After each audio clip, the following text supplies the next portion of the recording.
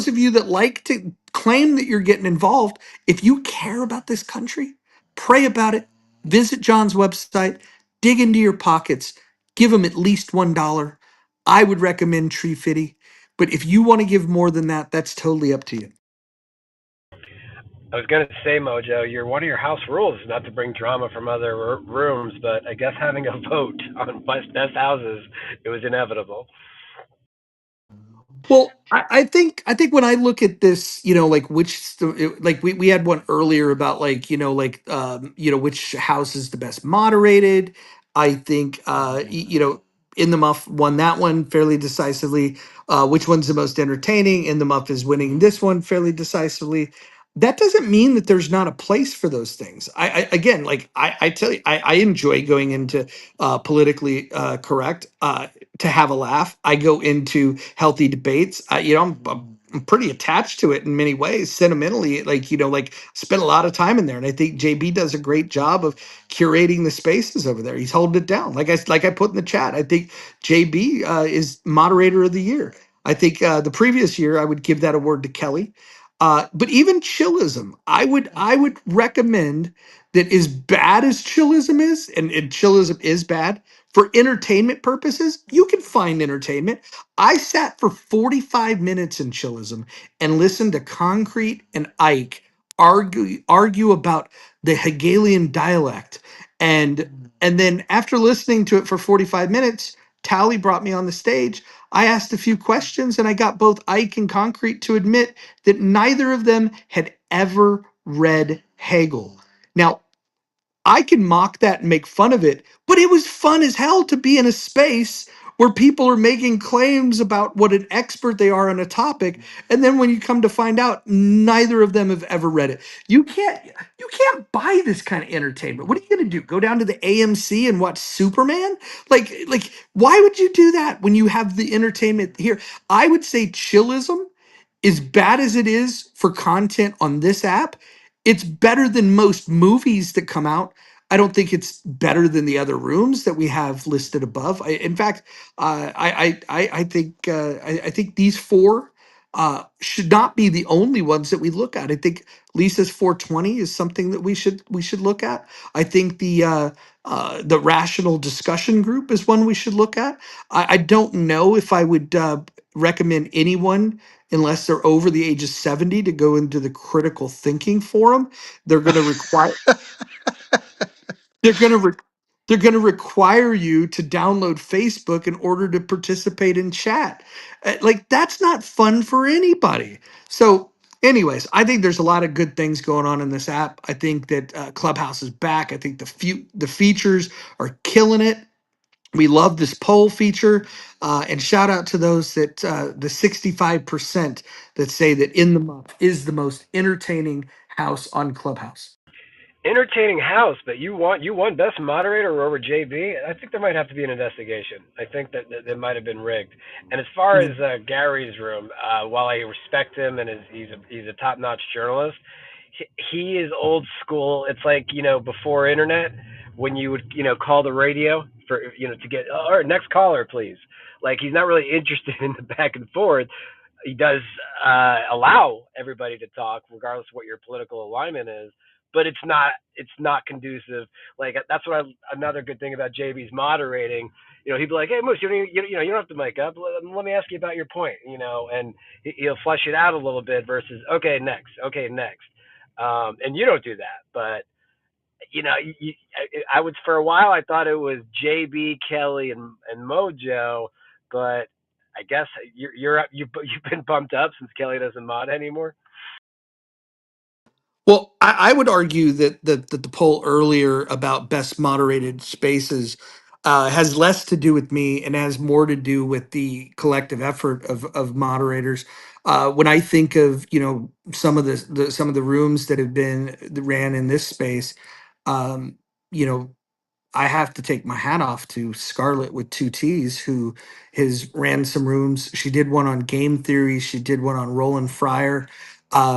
I think that if we were to say underrated moderators on the history of this app, Scarlet with two T's is running incredible spaces, and she keeps the replays on for those that don't get to make it. So, welcome, JB. What's happening?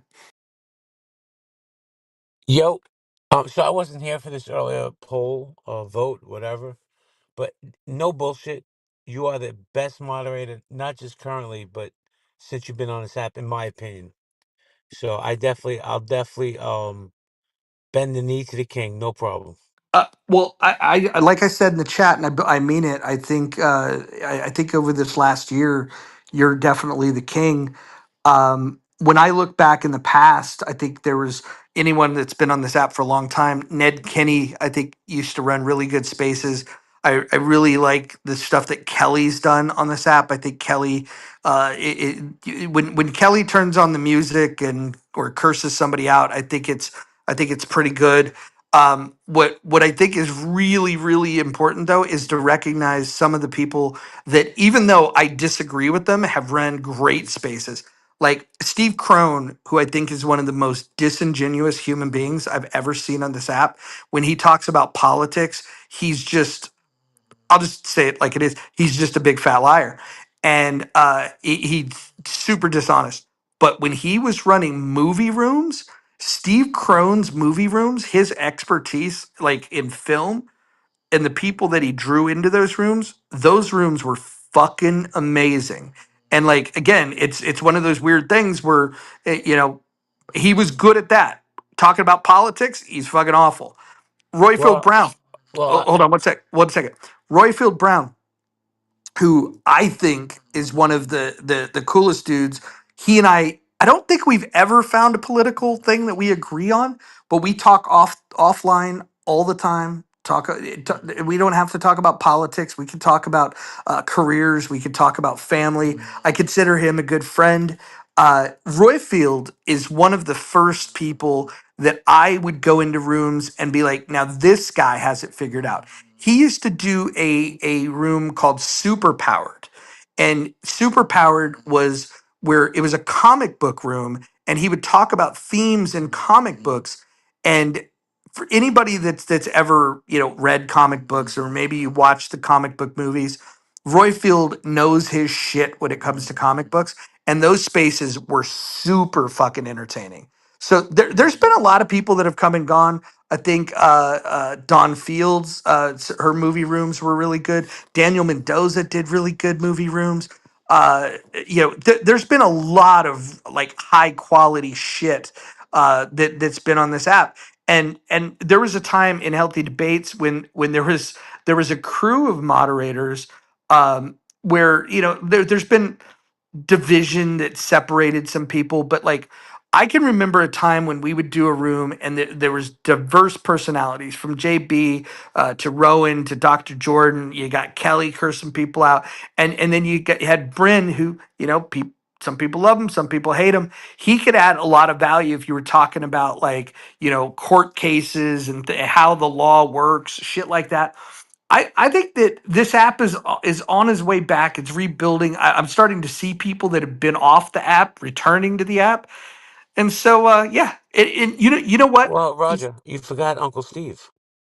Oh, well, I would never forget Uncle Steve, but my best experience with Uncle Steve was off the app in his living room, hanging out with him and his dog, and set to some oldies music. And me and Dr. Jordan got to hang out with him. It was great, great time. The last thing that I will say is that I think it's so back that Joe Armenia, he came into a room today and he followed me again. So me and Joe are now friends again. So we are back in the good graces of Clubhouse. Well, I got to bounce. I'm going to dinner. Um, Great space. You're the best moderator. What's up, Rohan? Good to see you. Catch you guys later. No, I love you like a fat kid loves cake. Love you too, boo.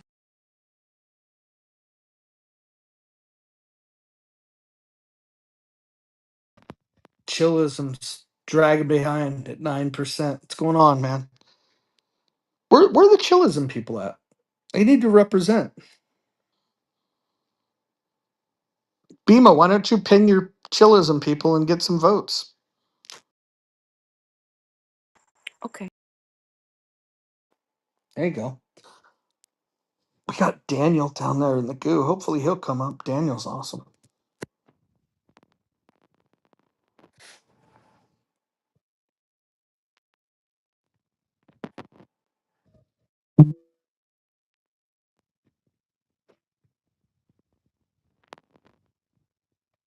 Uh, John, do we accept donations from Australia?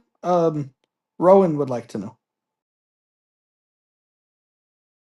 It's a good question. I do not know. I don't think so. And somebody in the chat yesterday said I'm already committing campaign finance fraud in the chat. So if anybody has any receipts or is concerned about donations, put it in the chat. Now you could collect. You could collect. You just have to, as you've already deployed a system that tracks who's giving what. What your opponents may do at some point is they'll point out that what percentage of your donations are coming from outside of your district, and they'll try to use that against you. But you just got to remind them that while you're representing your district, you're also representing the United States of America. Yeah, agreed. I mean, you can try to donate on the link in the chat. Um, at some point, if you want to change the survey out to make it easier for people, you can do that later. But yeah, I mean, you can try to submit and we can see what happens.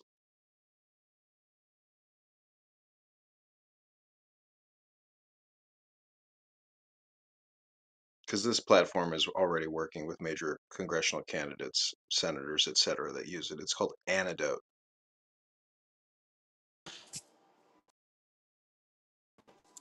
Hey, Ro.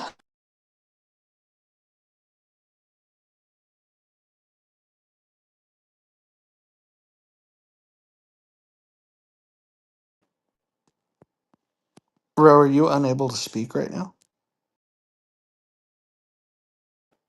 All right, all right. Well, we've had a fun day on the app. We got 38 votes. 2/3 of the people believe that this is the most entertaining house on Clubhouse. I'll take it. I'll take it. Healthy debates moved into second place, and politically correct third. Chillism number eight, 8% with in fourth place. It's amazing. I think that's about. I think this is about right, though. I think that ranking is true. I think we're the most entertaining. Healthy debates number two, politically correct number three, and chillism number four. Does anybody disagree with that order?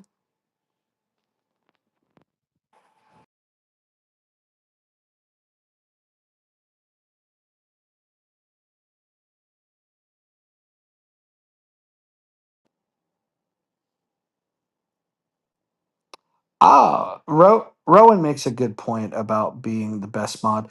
You know, Rowan, the issue is that the time zone that you're in, I don't think that the you've hit critical mass with the voters. But I would agree. I think Rowan is probably the most uh, uh, he's definitely the most level-headed and least emotional mod in the history of healthy debates. And so there is that.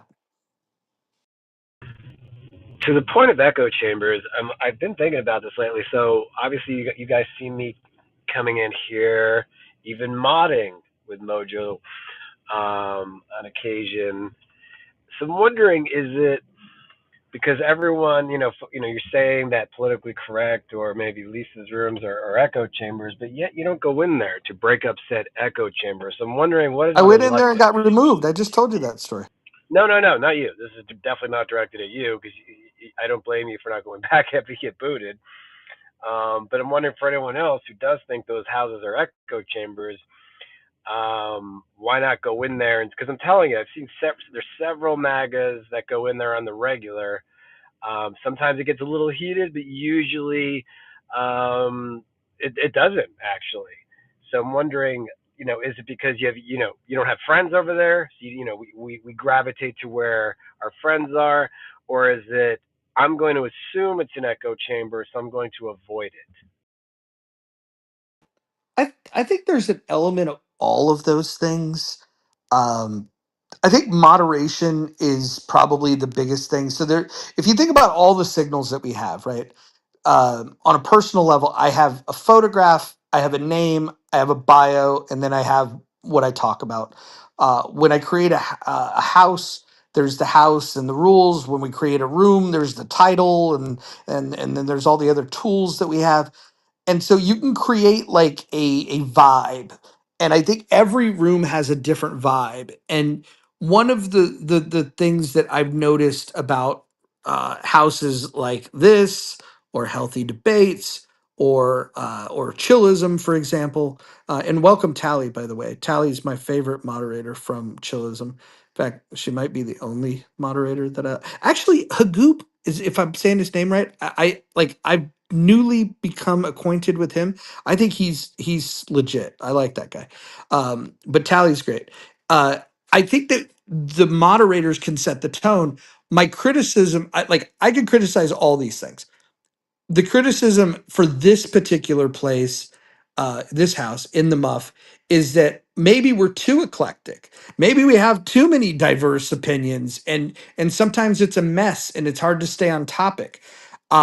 Politically correct, I would say that because of the people that moderate the room, and even if, when they want to hear somebody's opinion, they're very selective of which people's alternative opinions they want to hear from. They would love to get somebody that can go up there, like if a MAGA Republican went in there, they would welcome it because they could hear it, they could rip it to shreds, and then after they leave, they get to all talk about it. That's their choice.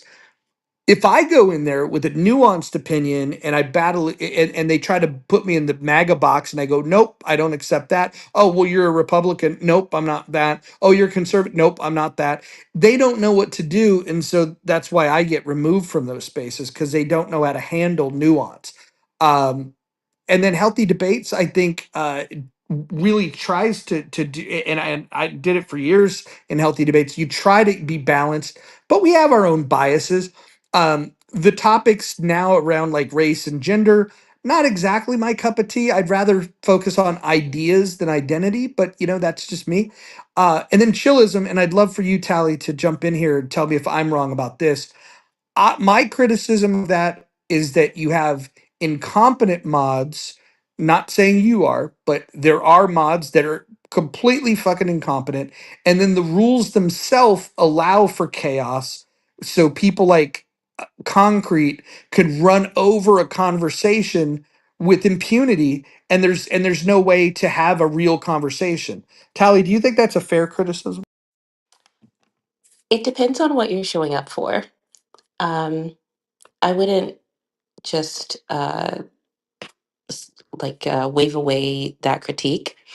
There are some people who have more of a desire for order, like myself.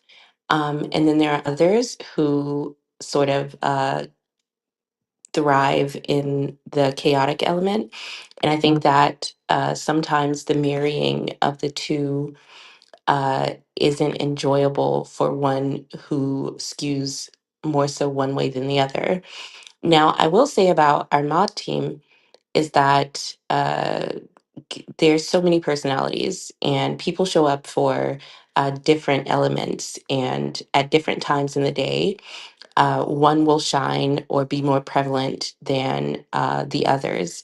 So if you just hang around long enough, you'll get whatever you have a taste for. Yeah, no, that's fine. And I've made it a habit where I only will raise my hand in that room if you're modding, because it just doesn't make sense for me to participate otherwise, because at least I know that there is some moderation. And then sometimes I've been tricked where I raise my hand and you're there, but you're not really there. Like, I don't know if you're sleeping or working or whatever. And then when I realize, like, oh shit, she's not modding, then I'll leave. But I do like popping in and just hearing some of the nonsense that goes on in there. It's it's almost like visiting a fucking like zoo exhibit where where you just have animals in the wild just behaving badly, and it's very interesting. But I can only take so much of it. But I understand why some people would find it entertaining because I find it entertaining from time to time. Yeah, we consider it like an arena. Um, it's a sport. Uh, I would say more like the What kind of Olympics. sport? Well, there's various sport available, and I would say jump in during the times where you believe you would most enjoy yourself. I'm Is hate, racism, and brain rot a sport? well, as I've said many times, the freeish speech is very empowering. Some people feel empowered to say the most vile nonsense imaginable, and then some other people, like myself, use the free-ish speech to explore ideals that might get us kicked out of rooms like politically correct, just for having thoughts.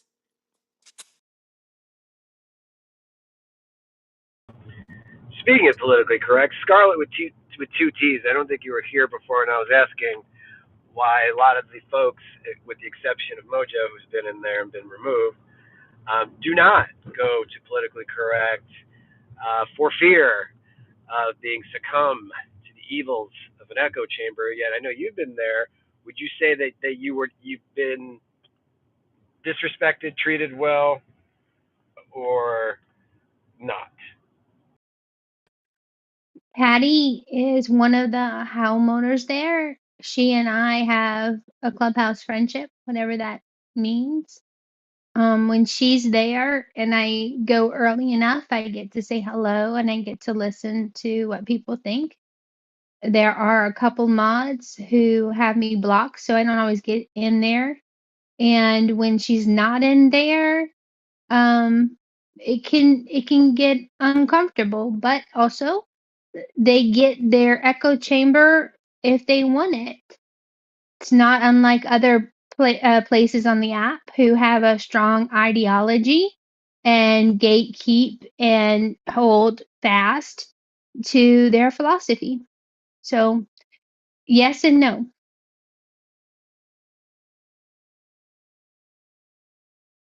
Tali, how do you think that you and Nathan hold it all together, letting so much intelligent discourse course through your brain for so many years now? How do you handle it?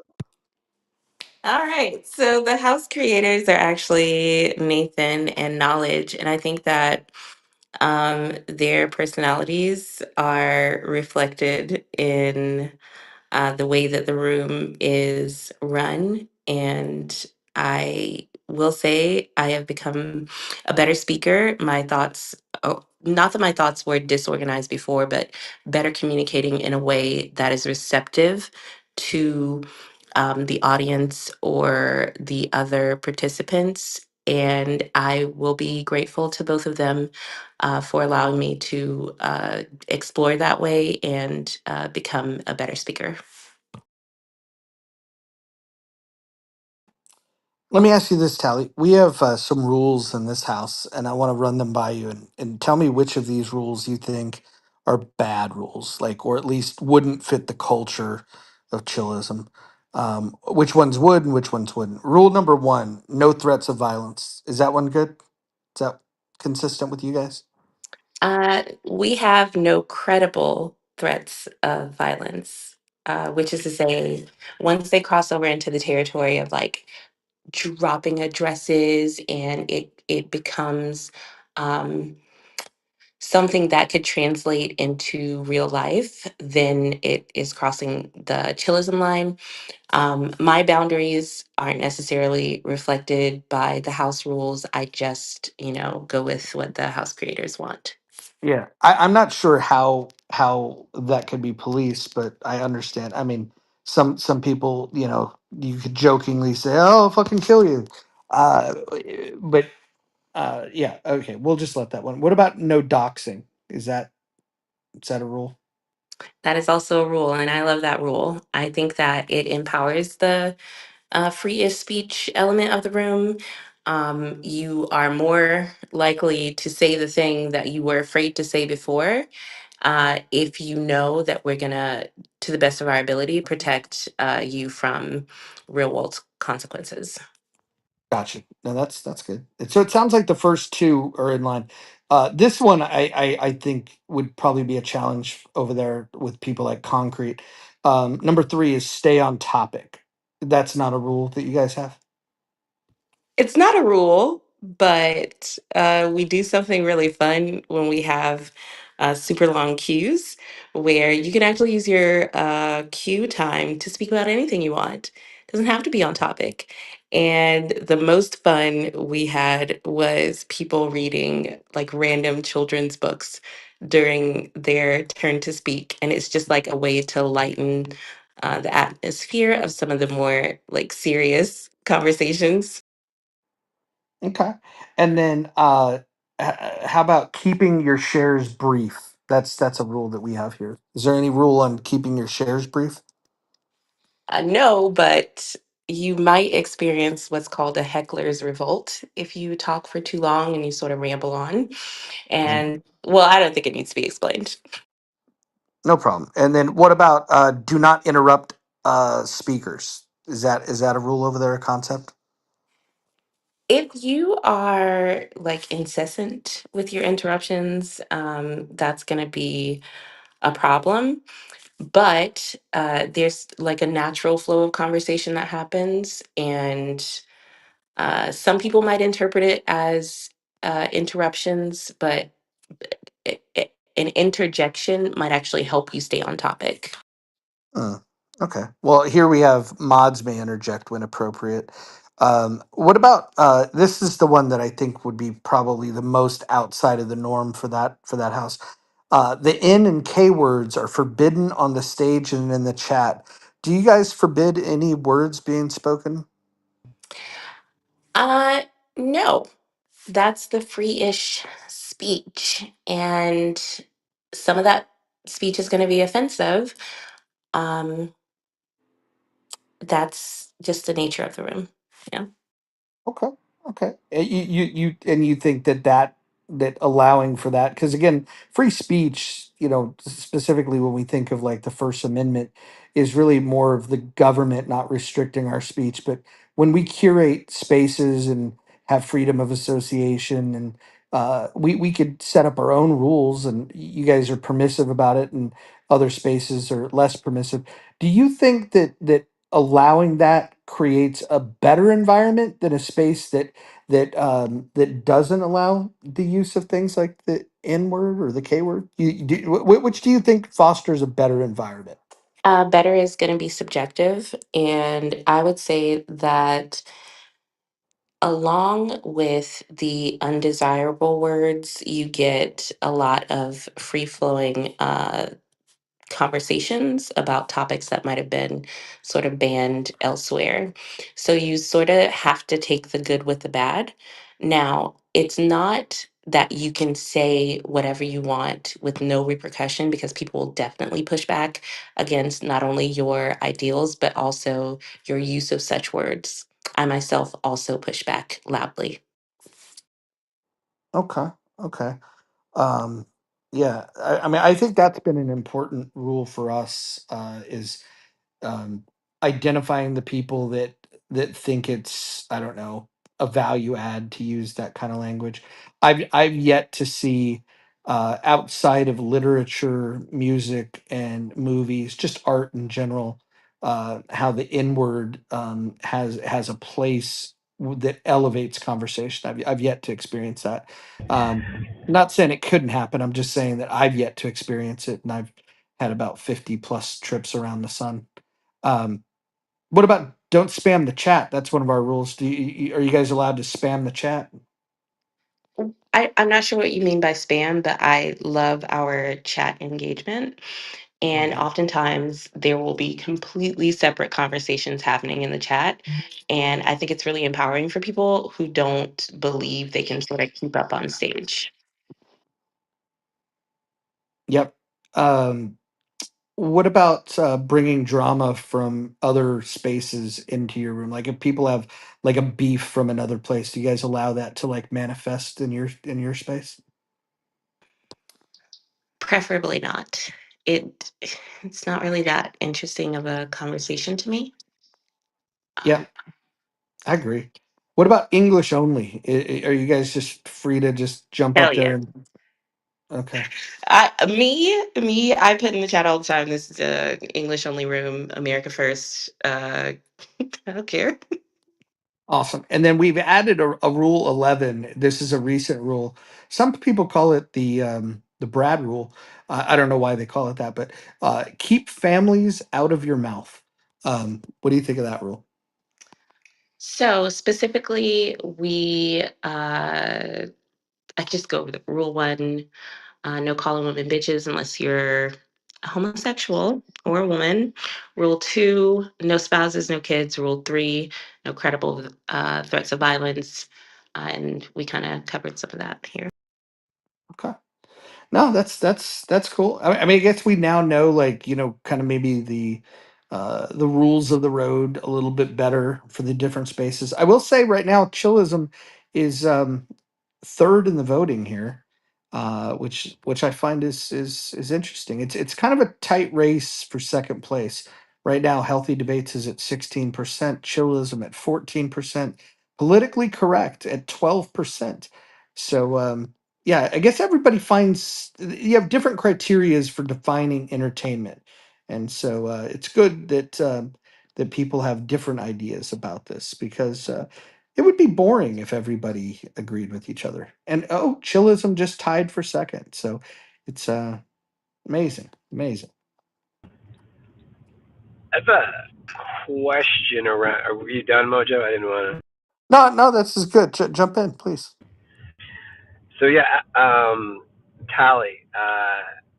I'm not that familiar. I've only been a couple of times in Chillism, but to Mojo's point regarding allowing the N word or the K word or whatever, insert racial epithet here, um, not really elevating conversations, but in the name of free speech absolutism. So what other? I guess aside from N bombs, dropping left and right, and again other racial slurs and such.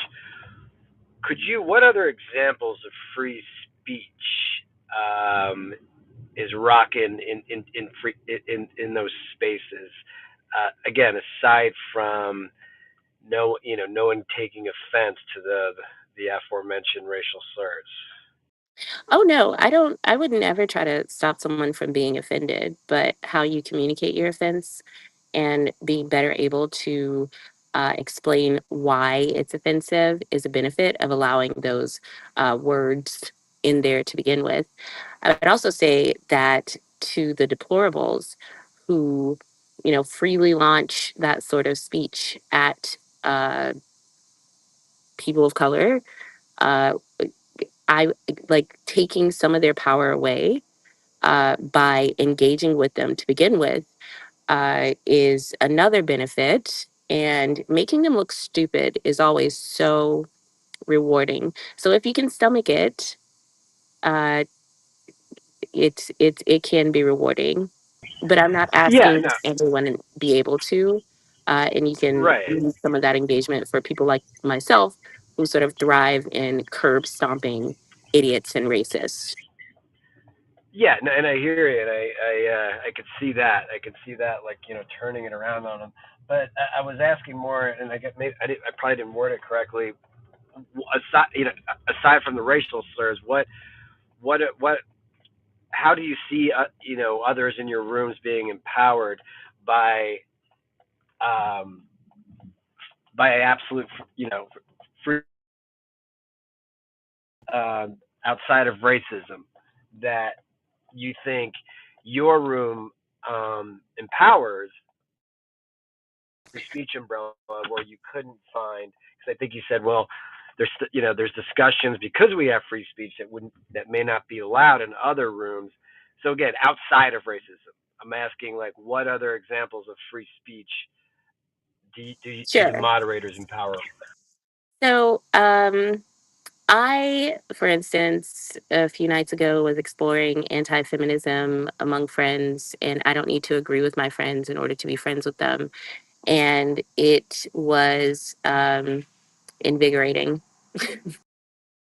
And that's me using my freeish speech to just explore ideals that might get me launched to the hallway in other rooms that might purport themselves as safe spaces. So please ping the room, ping your friends in here who can vote, even if they're from different houses or have a goal of Mojo, did you tell me you wanted 100 people voting in the poll or as many as possible, at least 100 to Well, make look, sure the poll is the larger the sample size, the better. So I yeah, agree. yeah, the more the merrier. You know, we don't have control of rigging this vote, unlike our federal elections. So, you know, even though the poll might tally 102 or 105%, that's not us, that's Clubhouse. And we do want as many people voting in this poll as possible. Thank you. Telly, how would you describe yourself politically? Like, what's your, American political views? Or if you were the president of the United States, what would you do for your American people? I would describe myself as right of center, conservative. I try to be measured and analytical. Um, what would I do as president? That's a very, I don't know. Yeah, I don't, I don't know how to answer that. That's a big job. I have a bigger question for Mojo. How do you not have "We Are the Gist" or "The Living Room" or "The Anonymous" or like I'm always fascinated how though I mean there's biblical smoke that is above all that is rocking 600 to 700 people on the regular, but I've popped in telling "We Are the Gist" and there's 200 to 300 people chilling. Like they're not. There's not really a lot of conversation flowing. I've always been. I don't know what the draw is, but they didn't make it. They didn't make it on your on the poll. No, that's fine. I don't know if you've been in some of those rooms. I have. Like I will peruse the hallway and check out some of these rooms. Biblical smoke. I mean, look, if somebody wants to create a poll that says, "Hey, what's your opinion on hotepery?"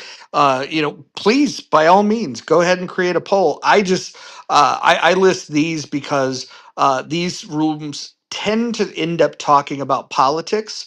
And so I think that's the through line with all of these is that politics is discussed. Doesn't necessarily mean it's the only thing discussed. In fact, I would argue that some of the best moments in the muff is when we're not talking about politics. When Abby, who just came in the room, when she's man on the street interview going into cheesesteak shops and figuring out what cut of meat is used in a Philly cheesesteak. I mean, I think that sort of content is highly underrated on this app because people are limited in what they think that we could do here. And I want to just point out there's been some new things that have happened. We are now reading on this app, which I didn't think was going to happen. We have reading rooms. We read from John. Can you tell them the book we read in its entirety? Dao De Ching. Can you tell them about that book, John?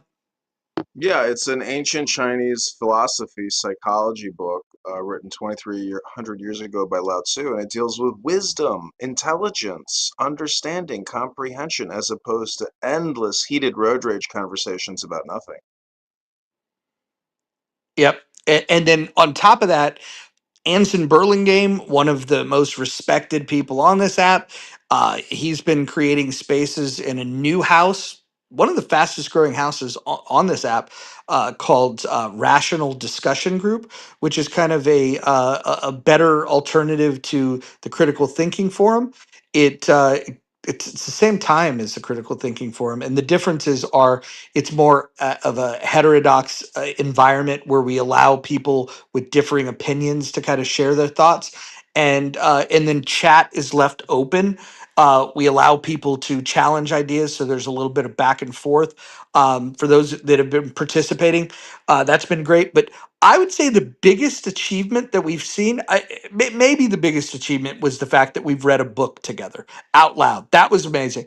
But how about helping? It's a civics lesson that we have a person running for Congress that has launched their campaign on Clubhouse, and we did a money bomb yesterday, and we raised over $1,000 to help John Kitover to get it on the ballot so he can run for Congress, so he can reduce the spending, reduce the borrowing. So if anybody that thinks that we have a borrowing and spending problem, I would recommend that they look at John Kitover for Congress. John, And how anyone many who people in the room do you think comprehend that book that you read?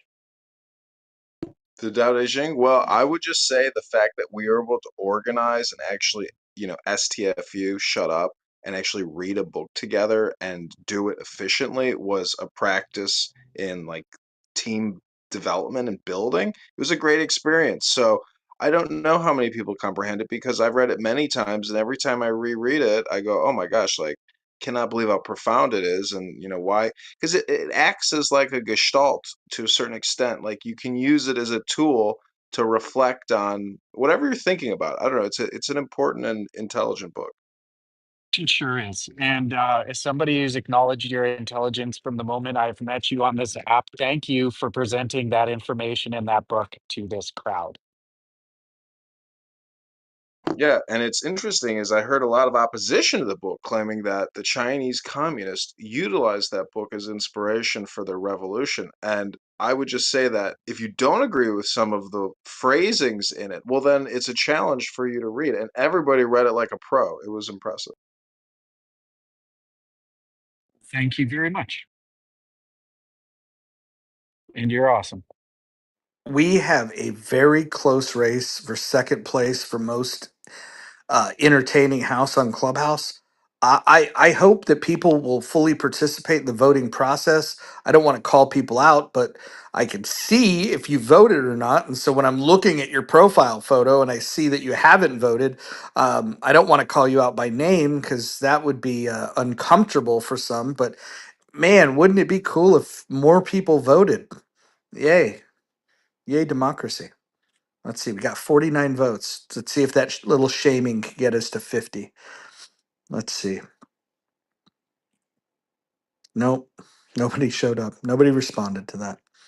Dude, you better vote. Joe, you better vote. I'm posting in the Discord and also Kristen, you better in the vote. Telegram that I have. I don't care about names. Ro, you better vote. Kristen, better vote. I'll just So say that's a data how point. so how should I vote? Which one entertains you the most? And by the way, you can determine what you view as entertainment. All of them are amazing and they have their I don't know, it's kind of like I don't know. I would just rather just not vote right now. Well, how long we were trying to get to 100 votes anyway. So, Mojo, will we Kristen, have can the? I just say that that's the most woman thing I've ever heard. Like the indecisiveness. I mean, you're entitled to it. You don't have to vote, but like yeah. Anyways, is what it is. Let me see. No, please elaborate. It's No, like no. I don't care. It's like I don't care what we eat. You want to get Taco Bell? No, I don't want that. Well, I don't want to. All of them are just what they're incredible. I I'm not a very competitive person. I apologize. Mm. Well, And this is more about appreciation than competition. Think of it this way. If I know. what? Okay, Kristen, do you have a favorite deli? All right. You want me to make a decision? I'll make a decision. Okay, There you fine. go. That's you got what I Okay. was laying down. Awesome. What Thank you. you know what my decision is? Not to vote. Yeah. Yeah, it Oh, I works. love that for you. Yeah, that's fine. That's fine. We need nonconformists too. I appreciate that. I would probably not be responding if somebody was pressuring me to vote either. To be quite honest. Can we get Let's like little stickers that say I voted? Oh, that would be great. Yeah. You guys could PTR. I voted, or use the GIF Or we could function. do what we, yeah, or what Clubhouse. God, I mean, you've got me saying Clown House now. No, Clubhouse. You know how they used to remove your profile picture and used to put your own like like everybody. Then if you voted, then you need to remove your profile picture and put Mojo's picture. You know what's Like whatever. crazy? You know what's Go crazy? ahead. When we vote, there's this little thing on our PTR that proves that we voted. I know, but you're talking about stickers, and then like Wow. the shape of the sticker. I'm gonna guess that Rowan is on club deck and can't vote. By the way, if anybody's wondering, what are they talking about? What poll? If you can't see the poll at the top of the room, you probably need to update the app because there's a new feature that you're missing out on, which is really fun. It's the thing we're all talking about right now. Right now, we have 53 votes, and in first place, I won't even tell you who's in first place. You just go ahead and vote, and then you can see it yourself. You'll unlock the results for yourself by voting. Uh, Adams, I have a question for you. As long as it's John Kitover unrelated, then I'll be happy to answer it. I don't know if you're going to feel that way after you know what it's relating to. You might want to go back to Kidover when I ask you this. What would you think about reinstating Rich to in the muff?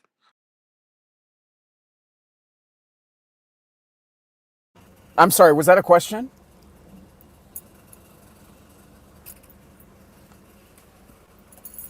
Y'all can do what y'all want to do. I'm not going to tell y'all who to spend time with. I'm not even going to go down that road. To be honest with you, I have a lot of things going on, and I may just spend a little bit less time on this app as it is. So if that's what y'all want to do, that's what y'all want to do. But I'm going to be very, very, very, very, very clear that I'm going through something right now. And if he makes an effort to either bring that out onto this app or to pry into my personal business, I'm telling you right now, he is not going to have any money to send his kids to college. So I would caution him to be very, very careful reading out people's personal business or giving insight as to how he perceives people's personal business. That's fair. That's fair. You're not the only one that has challenges with this person, but I went through this exercise where I was unblocking people and his name comes up of like, hey, can he be allowed back in here? And what I had said was that three conditions have to be met. You might not care about these conditions, but I would like for him to issue an apology to you, an apology to another person that happens to be on the stage that I cannot mention the name, and then also agree to follow the rules. And by following the rules, I think he would meet the things that you're saying in regards to doxing, in regards to just general overall behavior. If we could get him to agree to these three conditions: apologize to you, apologize to another individual, and abide by the rule. Would you have any objection to sharing space with him? I'm just not going to share space with him. So I mean, there's just certain things that once a line is crossed, it's crossed, and unfortunately, he put himself in a situation, given the context of what I'm going through now, to really make himself look even dumber. So apology or not, I really don't feel like there's any sort of value in continuing to interact with him, even in saying hello. To be honest with you, I'm not going to be childish, but All right, no, I'm fair, just fair not. enough, Yeah, fair enough, fair And enough. It's actually, oh, go ahead. hold on, real quick, real quick. It's very hard to rein certain people in. And so, if we do bring him back, he will be on a very, very short leash in terms of behavior. And because overall, I think he's a smart guy, and I think some of his positions that he speaks about are important to talk about. But his disregard for people's privacy, his disregard for people's humanity in general, can be problematic. And so, I would personally say bring him back if he follows the rules.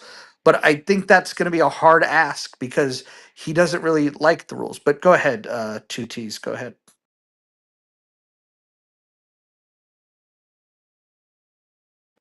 It's Oh, fine. you mean me? Oh, sorry. Are you not Well, two T's? You're no longer n- 1K. You're two n- T's. yeah, I kind of have come to regret making that comment in the chat that you picked up on so quickly. So, Rich's apology would mean very little to me. I actually think I would require from Rich, $100 donation to John Kitover's financial campaign for election campaign. I think Oh, that would go a long way to mitigate the harm and the emotional trauma and the assholery that he's inflicted not only upon me, but the transgressions he's um transgressed upon many, many people in Clubhouse. So, I, I'd like I John appreciate Kidover that. to confirm the donation and Well, I have a question for John. John, what is the fee that the Anadot pulls out? I think after $505 in donations yesterday, it showed like 467 or something in the account. What's that, like 3.5%, something like that? Um, let's figure Maybe out 7%. how much. Maybe 6, 7%. I'm not sure. We need to figure out the percent, and if because if I like where two T's is going with this, I think that he should not only put $100 towards this campaign, but also pay the fee. So then it's a full $100 donation. I how think about $169? Has a nice ring to it. I don't know if he has that much money, but I think that's a interesting thing. But John cannot ask for that. That's a suggestion that I'll whisper into the ether, and because nobody that's connected to the campaign can make those kind of requests, because yeah, that would violate campaign finance laws. But so that is not officially happening. But yeah, we'll see if he'll make a donation. I See don't if we can encourage him. I don't have a problem with him. He's very respectful to me. I just want to say that. Just you asking how everyone feels personally. I've never had a problem with him. It's likely because he values and respects you, Abby. I don't When know. he, He's always had good dialogue with him. I'm being Mhm. honest. I don't know if Oh, I'm no, gonna get shit on for the saying mm, this, but it's been very normal. right. Well, So Abby, and I believe you. let me just offer this up to you, Abby, and I admire and I respect you as well. You know, but I will just say this: be very cautiously optimistic, because while they may not directly pick a fight with you, they may put words in your mouth to insinuate certain things, using the legitimacy behind the words that you say to win an argument and put you in a situation with somebody else. So I'm just saying, be very, very, very careful. Thanks. I appreciate it. I'm pretty cautious. Like with almost every sentence someone says, I usually try to hold them to it. But as I said, my experience has been a positive experience. I've got a question for Well, you, that's Abby. because Abby's kind. Dr. Adams, have you been really kind to people on this app? Do you think do you expect that sort of the way that you treat other people? I don't Do feel you like I not really, think, I don't feel like I really well, owe your do you bullshit not want to opinion look with any sort yourself of in the response, mirror? considering that you're not the authority or morality to even putting a litmus Oh, test not to to how pick Well, you but my think I should it's be friends, so behaving. please, funny to So please, hear not you I to gave pick you, my. whine. I Oh, gave you It's your so answer. So funny to let's hear move on. you whine Let's Okay, and move hold on. on, I owe you hold on, nothing. it's hold on, so hold funny to on, hear hold you on, whine and complain. hold on, dude, come on. You're messing with the chi. Let's see here, Abby. I have a question. Would you feel comfortable connecting John to talk to the right people in the state of Illinois within the Republican Party that might want to at least hear his pitch of why he's? I really You don't think? know much about Illinois. I mean, what I'm involved with doesn't uh, interact too much there. I don't think we have, my particular group has a chapter in that state because the state is blue. But I would think he hopefully has been vetted through the local party and through.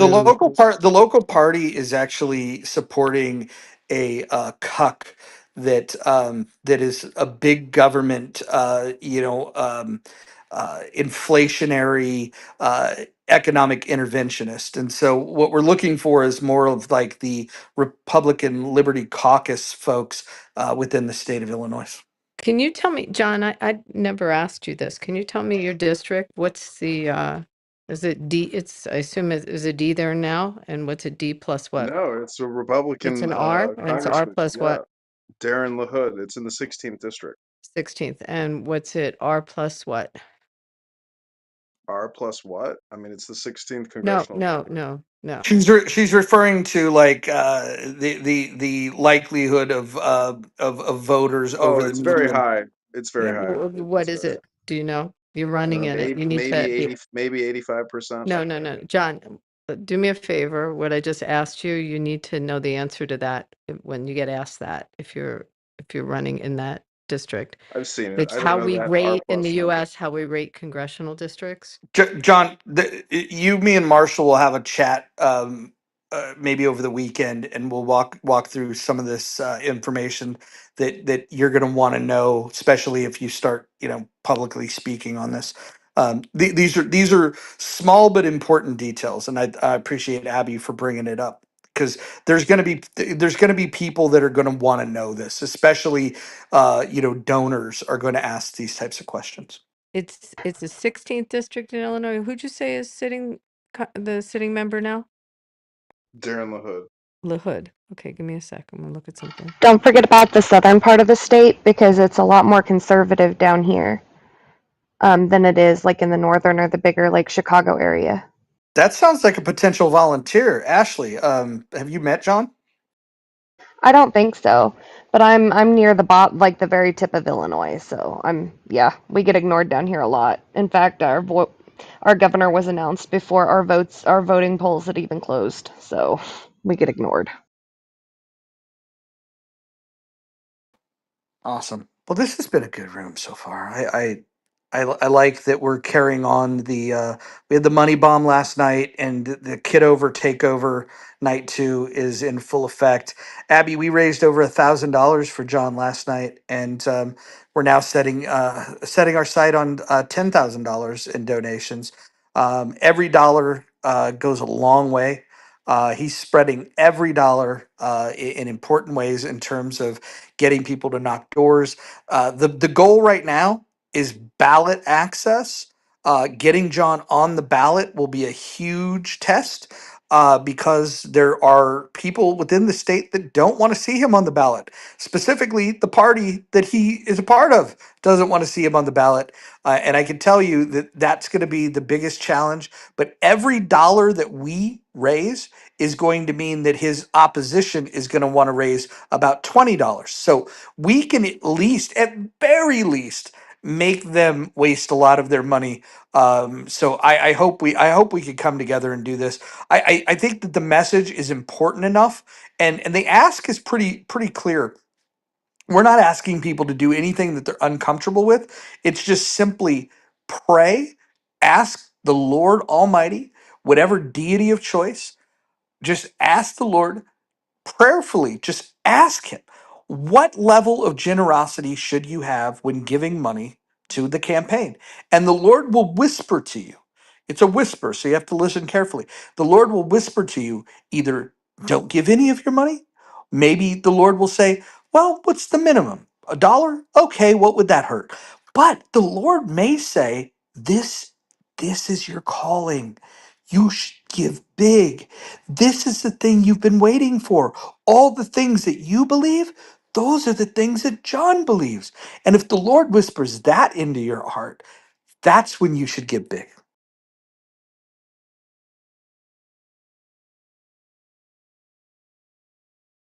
I If you promise could any campaign contributors will get total transparency into this campaign.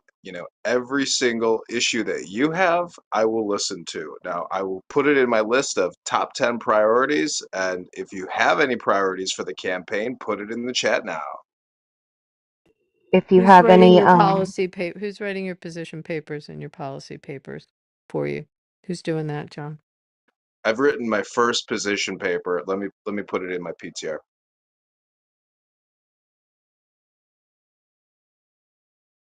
If he can make things better for the forgotten part of the state, I know you'd get a lot of voters down here because, yeah, we pretty much get the leftovers, and you don't even see a lot of campaigning down here, like when it comes to like the big elections.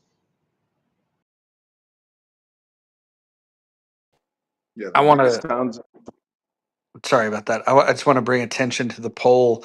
We're up to 56 votes, and Healthy Debates has pulled back into second place. Chillism has moved down to third, and Politically Correct is remaining in fourth place.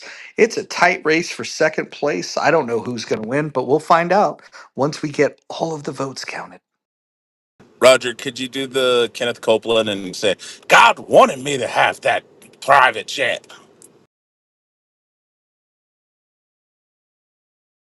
Wow. Rich, He I'm not sound like sure. he sound like Kenneth Copeland. It was fucking amazing. God, I want you to give $1. Oh, I'm sorry. Hold on, let me get him back up. I didn't know he was allowed on stage without making a donation or Two, considering. two T's. Hold on. Why don't we Oh, do this? yeah, somebody Oh, oh, unblocked me, oh, I guess. hold on, hold on. Um, Rich, you've got some atoning to do. Do you want to atone? Uh-huh. About what? How about the Uh, fact that my Well, friend there's went to lots of you things to I have to declare a tell. truce Okay, hold and on, that it hold was on. mutually agreed that we would ignore each other, and then 5 minutes later you came into a room I was in to harass me? How about Oh no, that? that's not true. That's it. Well, it's inaccurate. Inaccurate. I apologize. Oh, I'm sorry. It was Actually, 2 hours, not 5 minutes. no, what actually happened is I came in the room and then I was allowed to be on stage and then you crashed out to Nathan and all them and Chillism that you didn't want me to be back on stage, even though it wasn't your decision, it was King Solomon's. And him and I made an amends and I apologized for what I said to him and then you crashed out, started kicking me. No, I was agreeing to ignore you, and then you had comments in the chat. You forgot. That's Oh no, that terrible. was that Poor was way memory. after. Poor memory. Poor Yeah, memory. that's inaccurate. That was way after you had already Oh, jumped in I on me. don't think so. Hey, it's only self defense if you get jumped, and then you oh, defend oh, yourself. hold on. Hold on. Rich, let me just What's ask up? you. I'm just going to ask it point blank. Did you miss being in the muff? Oh, I mean, I missed the drama. The drama. What about the Well, like reward? the drama between you and Nathan and JB. What about the rewarding experience that we've had of reading books together, of raising money Oh for no, political no, campaigns? No, don't care no, about none of no, that. not at all. That was like some Kenneth Copeland shit. But this is for me. It's like the telenovelas. Like watching you and JB and Nathan crash out on each other is just fucking amazing. I When told did you. when did I crash out on JB? Well, no, I mean you guys don't like crash. Is his audio going? I couldn't hear that. It's been a clubhouse glitch today. Mm. I'm curious about what this crash out is because I haven't crashed out in quite some time. He likes the chaos. I told you. And But, but I was so grateful that you were like, you know what? We'll give him a chance. And I was like, ah, yeah, we could do that. I really like this mojo. It's really doing some good things in my heart. I was like, all right, we'll see. I'm telling you. I'm telling you. all right, all right. Bima, I just want to warn you. I've got eyes on other women right now, so you're trying to compete for my affection, and the object of my desire might even be in this room. So this is becoming awkward. Anyways, okay. So Rich took care of himself there. That was interesting. John, I thought Rich was your friend. We're not going to get a campaign donation. What's going on here? Yeah, I don't think so, and I don't think you're gonna extract any atonement from him. So, I would say enforce your house rules at all times, and but still see if people are willing to make amends or ask for forgiveness, because, personally, Yom Kippur has been a monumental psychological, revolutionary, religious way to essentially go clear and make peace, as opposed to living with a grudge or having conflict with people. Asking for forgiveness is a challenge for a lot of people, but I've done it a lot of times in my life. And, the back end of it is way more glorious than living with anger and hate in your heart. Hey, John, not to change the subject, but how much work have you done reaching out to I'm assuming you're a Republican running against a Republican, is that right? So you're going to be That's vying correct. for, okay. So when are your primaries? Next year?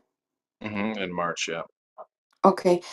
Have you reached out to the other, Republican committees in your district to see like, I live in Chicago, and I've gone to many Chicago GOP, aka Illinois GOP events, you might call it, and um, my feedback is that they are a waste of time. It's like an exclusive little clique of individuals, and I don't want to go into great detail about it because this is politics, and when you run, as I know you've run, you figure out very rapidly that it's not about the party or about the country or about the well-being. It's about controlling a private little clique. And Clown House with the green beans and the rooms in the houses, it's all very similar, and a lot of people, it turns out they're kind of two-faced, three-faced, four-faced, five-faced. And so, I'm running as a Republican against a Republican who has created over $20 trillion in debt by voting on HRX. And, I'm just bringing a very fiscal conservative message to the voters of the 16th District of Illinois, which the Chicago GOP never does. Illinois GOP may do a little bit. But, anyways, I'm just saying I am going to take a break from Clown House because being here for 18 hours a day is a little too much, and I need to take a power walk and go pick up some chicken for dinner. So I pray for you all that you can hang tight, but I will be back in 30 minutes. I okay. just realized who the guy is that he's running against because he was here in Nevada as a federal prosecutor on the counterterrorism. He's like pretty powerful in Ways and Means. I mean, this is also chair of um, intelligence subcommittee on China relations. This is a very serious member of Congress that sits in that seat. So Abby, It's a D plus 11 seat. I mean, R plus 11. Sorry, R plus 11. so so Abby, we did the money bomb for John last night. We'll continue doing it. We're gonna also do one for Mark Rice. Will you participate in the one that we do for Mark? I know you're familiar with Mark. We didn't endorse him last time. I'm staying out of those, truthfully. Okay, I'm okay, gonna fair, be fair, honest with you. fair enough. We Uh, have Marshall on the stage. He can talk to you a little bit more I, about. I want Uh, Marshall. I want you to come with me to Chicago. We're gonna go and train the volunteers to knock doors. Can you make yourself available either at the end of this month or beginning of next month for a couple days in Chicago? Probably not. I'm gonna be busy for the next like month and a half. Mm, Um, okay. so Well, I'll try to make some time. let's talk offline. I'll text you and we'll Yeah, figure out coordination and maybe there's some things you could help do remotely. But I want to get your thoughts on looking at some of the voter data and putting together a plan, like a block by block plan of making sure we get the signatures to get them on the ballot. And I'd appreciate you get just an extra set of eyeballs on it. yeah, dude, be happy to. I learned that potatoes are not like a native species. A they were a mix of tomatoes and this other thing called tuberosums. Did you guys know that? What is happening, Bima? What are you Why are talking? you whispering? I just wanted to share that information. Okay, okay, all right. Look, all right. I'll just mute back up.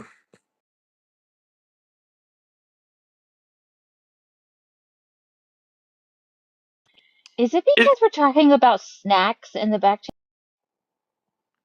Is there anybody that's on this stage that was not here, or even in the audience, anybody that was not here for the money bomb that we did for John yesterday? Anybody? Me? Uh, I me. wasn't I there. don't think I was. Oh, okay, cool. So we did a fundraiser yesterday. We raised $1,000, little over $1,000 total. And I'm just gonna throw this out there. You can find on John Kidover's bio the link to his antidote, which will allow you to make campaign contributions. I would just ask. This is my ask without even asking you to make a donation. I would ask you, the pre work is to pray about it. I want you to ask the deity of your choice, should you support the campaign? And if so, what number does the Lord whisper to you that you should donate? And then the other ask would be to listen to the Lord. If the Lord says nothing, then give nothing. If the Lord says give a lot, give a lot. That's fair.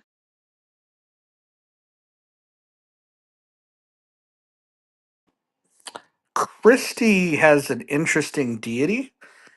Christie's deity whispered to save her money.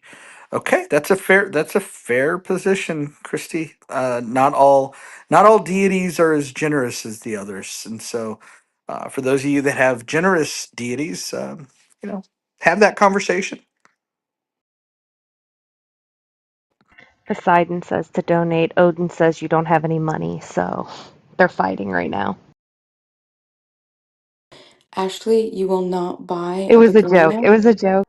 I Oh, I will. thought. I do. I will get one. I'm No, looking into one. no, I was gonna say, do you know how easy it's to propagate a begonia? You could pick which one you want in my photo, and all I gotta do is pluck a leaf and stick it in dirt, and then in 90 days I can send you a baby of it for free. You see what I'm Okay, but saying? you're gonna have to tell me how to take care of it because I don't want to kill it. Oh, that's easy.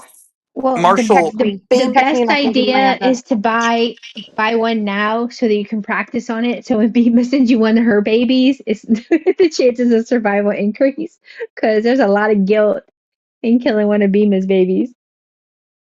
Oh my gosh, you already know that. I cry. Not Well, okay. Fema has beautiful begonias. They're stunning, Hmm. actually. I never appreciated them as Just think of this as an interlude, oh, Mojo. We'll get back to the beautiful. just a little breather, plant talk, We do this in we oxygen. do this in the night rooms over on Tourism. Like that's the part that nobody really gets to appreciate is like when the calmer people like when all the crash outs are over and the calmer people kind of like come together and we can like talk about hobbies and stuff like that. And when it's chill or even if it's a chill discussion, so you mean that's when it's so fun. you mean, so when the discussion about would you rather have sex with a man or a gorilla is over, I that's hated when that. you I hated that whole debate. I hated that whole debate. I was working at that time, but oh my lord, I wished it would just be over with because that's all I heard for the entire 8 hours I was at work one day. It was just people going back and forth, the man or the I gorilla. I cho- hated that debate. I I chose the gorilla, by the way. of course you did. Of course I did, Thank huh? you, Miss Lois. That shit literally makes me question if I'm in the Matrix or not. Like if this is real life or not. Those types of Yeah, conversations. same Oh my pockets, same pockets. It's I'm like, all I a gotta be dreaming, dream. dude. It's Yeah, I'm all like, a I gotta be dream. dreaming. I'll literally smack myself just to make sure everything's good. Can I just say, for those of you that have not voted in the poll yet, and again, I won't call you out by name, but I could see which ones of you have not voted. I don't know why you haven't, but that's a personal thing. If you don't want to vote, you don't need to vote. Uh, we have 63 votes so far, and it is tightening up for second place for which house on Clubhouse is the most entertaining. It is really a tight race right now. I don't know where this thing's going to land, and but I'm going to keep the voting open until we get to at least 100 votes. We're at 64 right now. Just vote. If everybody just does their civic duty and votes, that would be great. The reason I like chillism, not gonna lie, is because it makes me feel more sane. It brings up my confidence in my intelligence and my choices in life and what I think about. So it really inspires me to be like, you know what, I'm on the right track. You know, I'm doing pretty well. So it's Marcus, yeah. I hear you. Like the day that I went in there and listened to two idiots argue for 45 minutes about Hegel. Come to find out that neither of them had ever read Hegel. It made me appreciate the fact that even though I don't read quite as much as I used to read, at least I have read, and at least the conversations that I have about certain authors, I could at least say that I've actually read them. I think that that's one of the refreshing things. So if some of you think that you just don't do enough reading, go into chillism and you'll find out that there's people that don't do any reading and they claim to be experts on topics. 45-minute arguments about Hegel, and neither person, that was Concrete and Ike, two of the biggest dum dums on the entire app, they were arguing about Hegel for 45 minutes. Neither of them had ever read it. And then I thought, okay, well, that's just limited to them. Then there was an individual by the name of Nex. I don't know if you guys know him. He's newer to the app. He came in saying that his favorite part about the app is to tell Christians to call them out on their bullshit. So then when I asked him, "Oh, so you're familiar with the Christian Bible?" Next response was, "Well, I've never read it." So, but he's going to sort you Christians out on your belief system about a Bible that he's never read. It's fucking amazing. But if you want to hear people argue about things that they've never taken any time to learn about, go to Chillism. Welcome to Clown House. This is the time of night that I would like to introduce my friend Timok. Timok is a major movie star from the 1980s.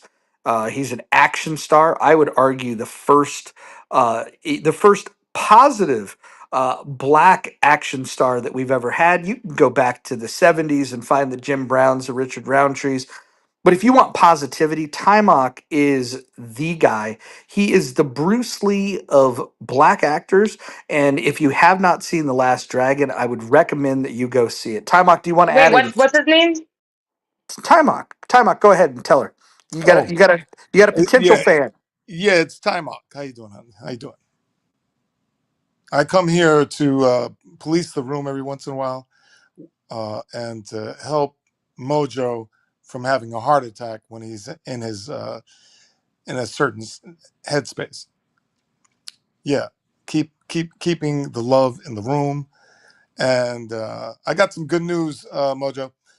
They're expanding out to another 600 theaters, another company.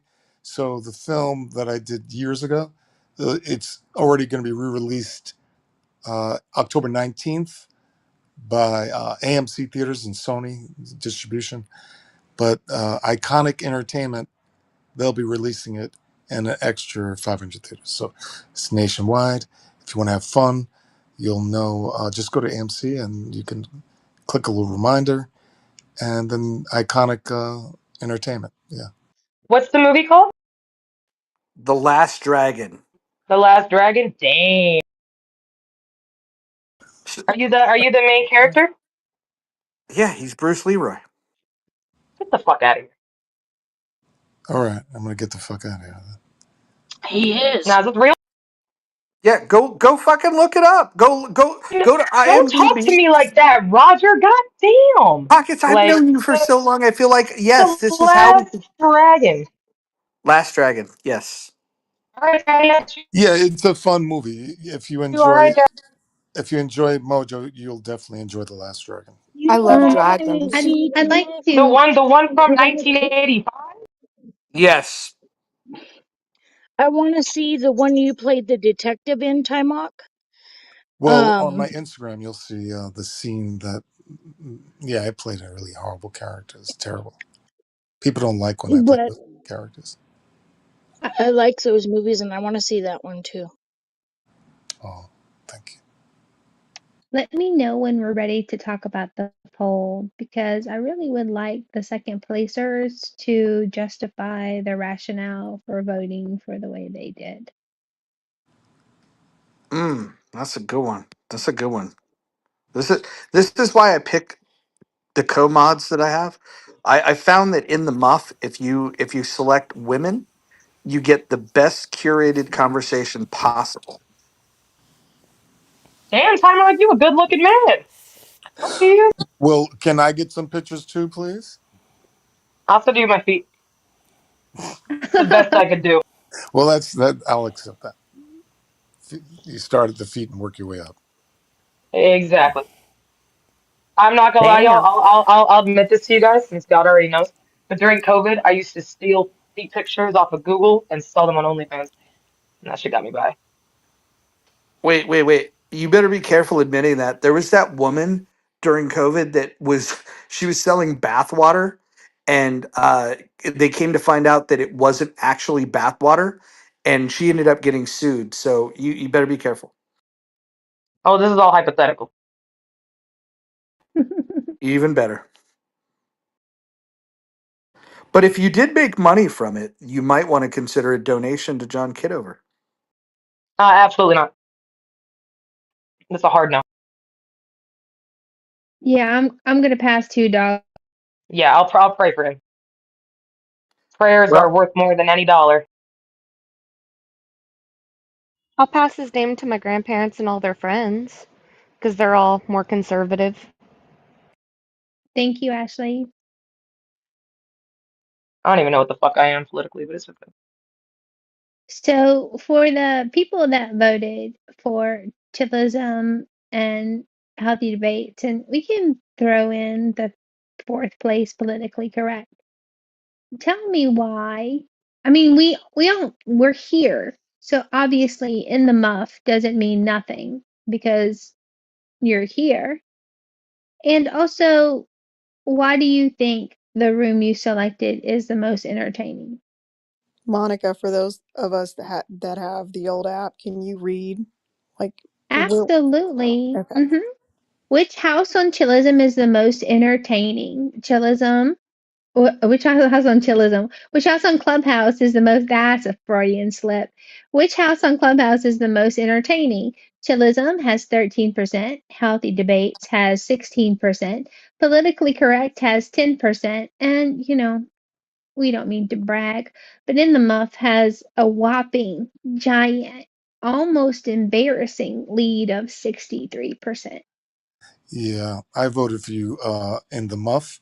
I just got one complaint, Mojo. I like to hear some singing once in a while. We've got comedy. We've got all kinds of crazy. Time out. Part of the problem Listen, is, listen. yeah, hold on. Time out. Part of the problem is you're not here often enough. Last night we had I'm Abdul. here a lot. I'm here. Abdul showed up and he gave us a full concert last night. Oh, okay. Yeah. Despite breaking Rule 10. All right, y'all. Have you ever loved someone so much you thought you'd die? Give so much of yourself, and it's the only way. No one's gonna join. That's fine. That was so good. Tell me That's what all. It you really wanted. is. Mojo, give you a Beautiful thumbs down. voice. Oh, thank you guys. Thank you He guys. does. My towel head. Thanks. Um, hey, Pockets, do you think you want to Oh, come visit the Lady Hawk and sing the national anthem at the fuck no. campaign kickoff party? Fuck hell no. No, fuck no. No, all right, all right. No, Had fuck Well, to no. ask. maybe Pockets, you can sing a theme song for John Kidover's campaign. What would be an appropriate song for John Kidover's campaign? John sucks. He really, really sucks. John sucks. No. Gatorade.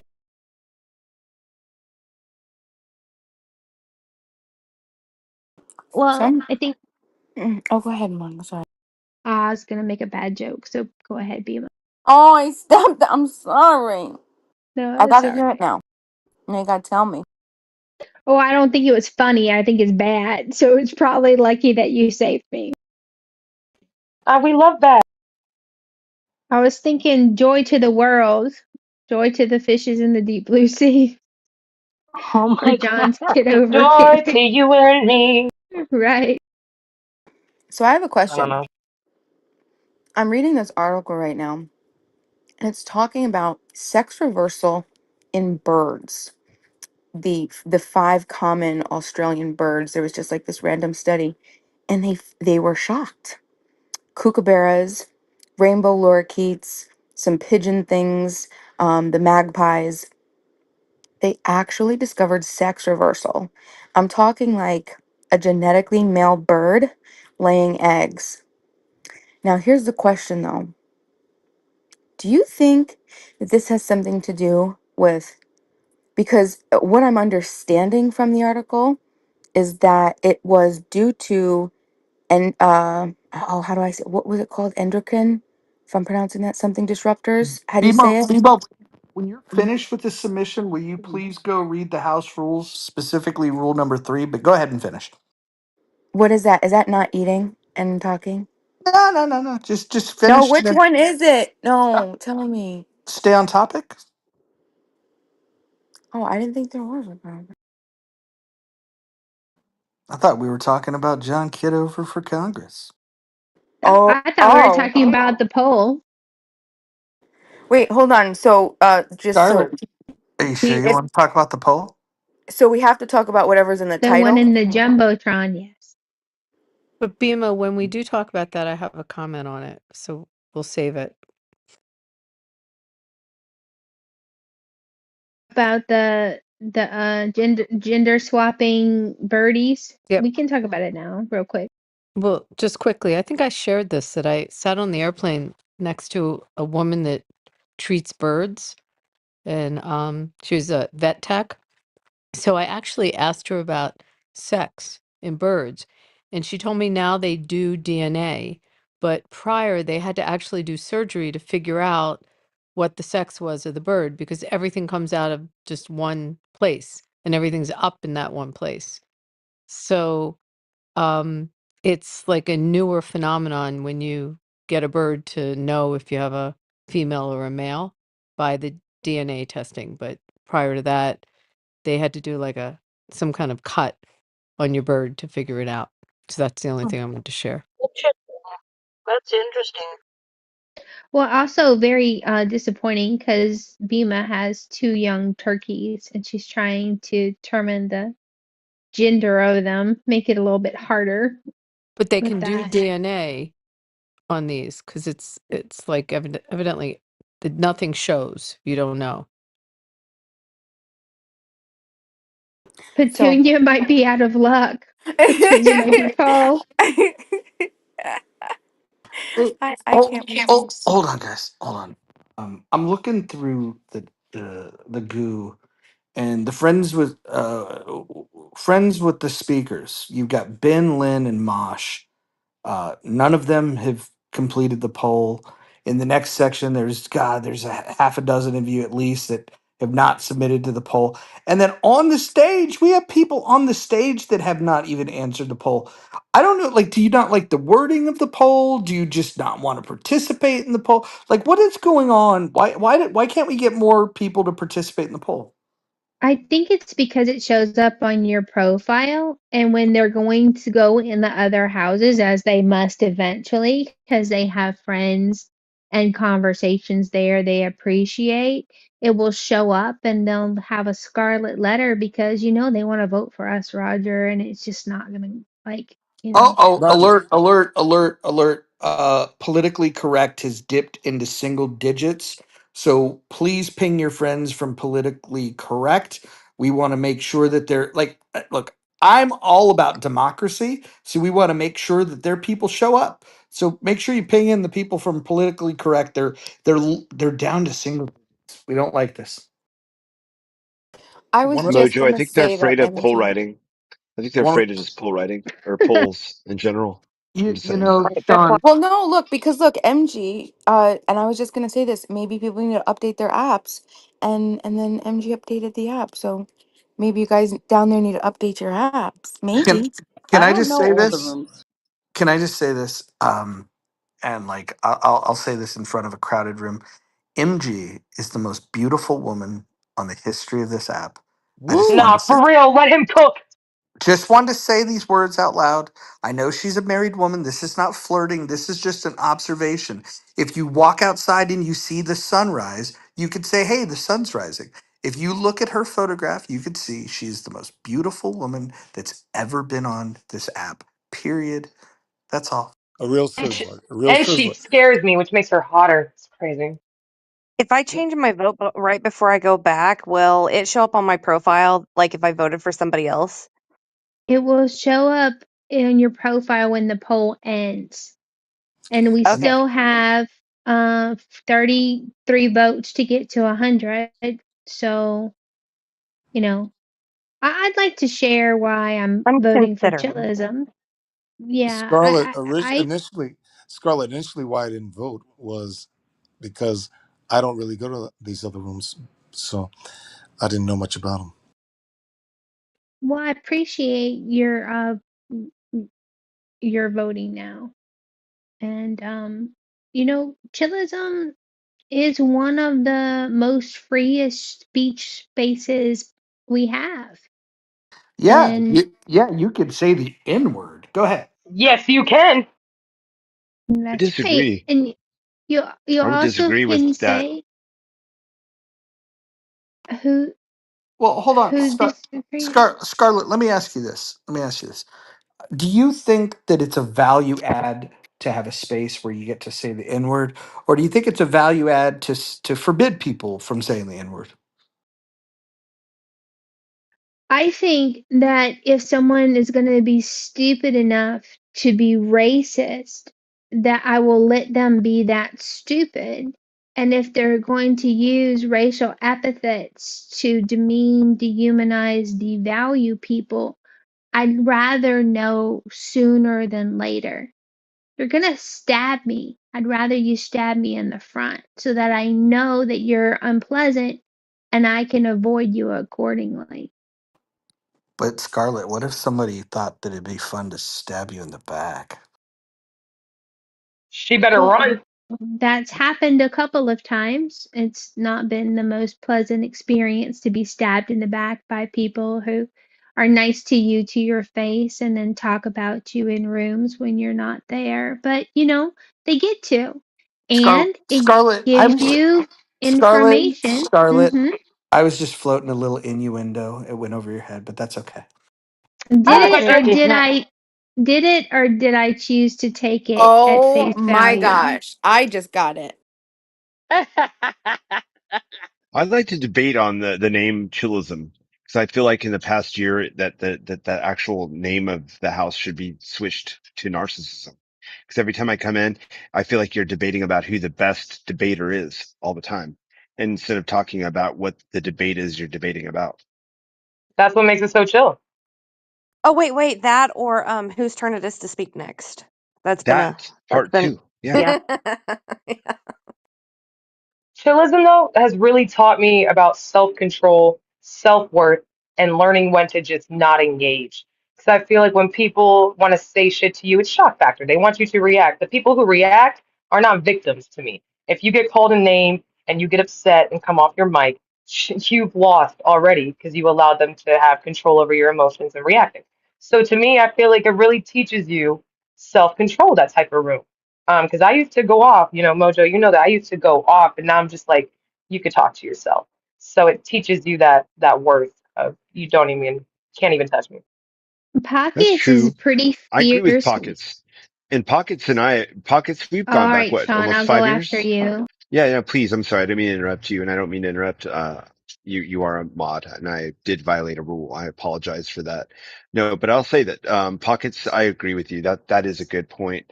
And Pockets, I know you from back in the day. Pockets used to be the master of ad libs, right, Pockets? 100%. Okay, I got muted, but she was the master of, the ad lib on the, like in all of Clubhouse. Pockets, I agree with you there. Like, I think I've grown a little bit. Like, when I first joined Chillism, yesterday would have broken me down, and I would have been going off and yelling and screaming and having my own little fit. I had several people hit me up, and make sure I was okay, and that's the people that keep me there. But yeah, I agree with you there 100%. It desensitizes you almost, and even if you think you have thick skin, it'll give you thicker skin.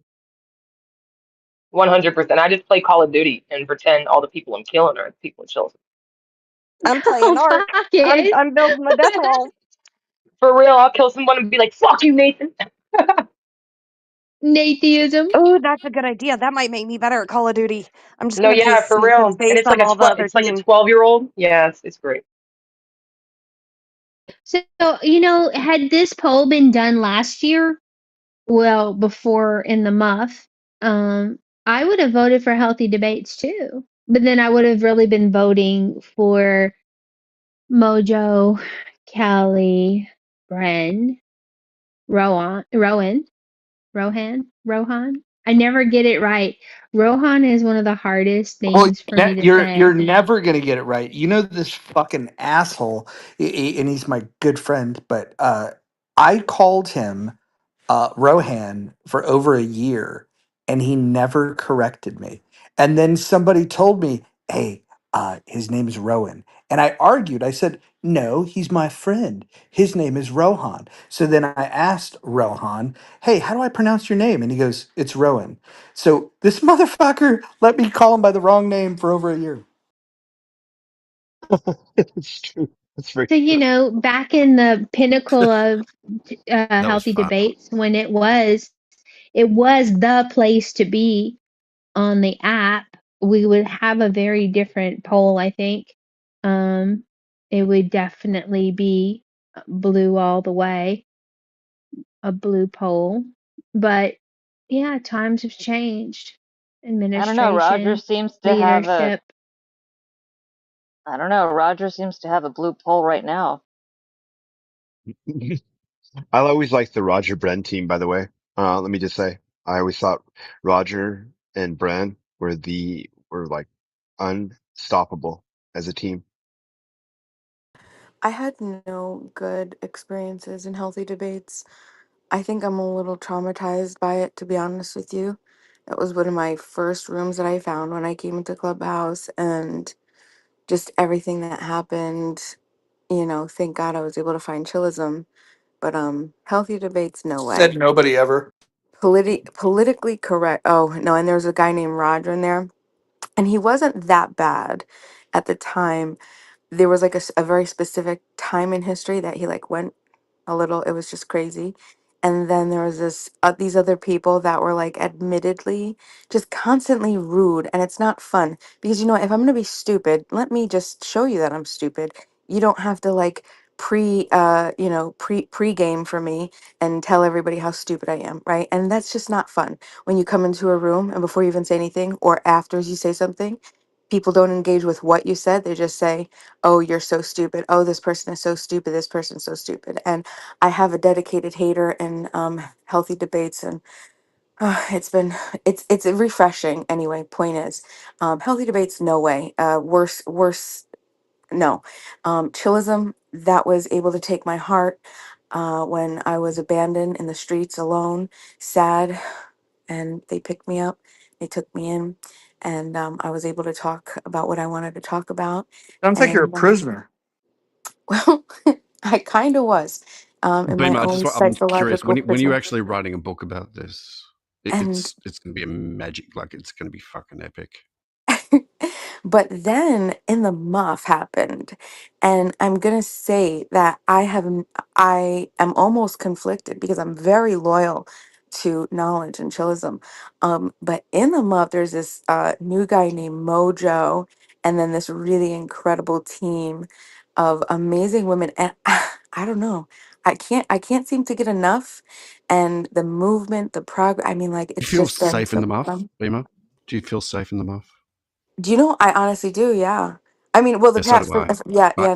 No, I absolutely do. definitely do. Yeah. I do. Yeah. Can we have an In the Look Muff at Rohan book tape coming off of the featuring off Bima reading mute. to us, please? Thank you. Yeah, Rohan, good to see you. Good to hear your voice.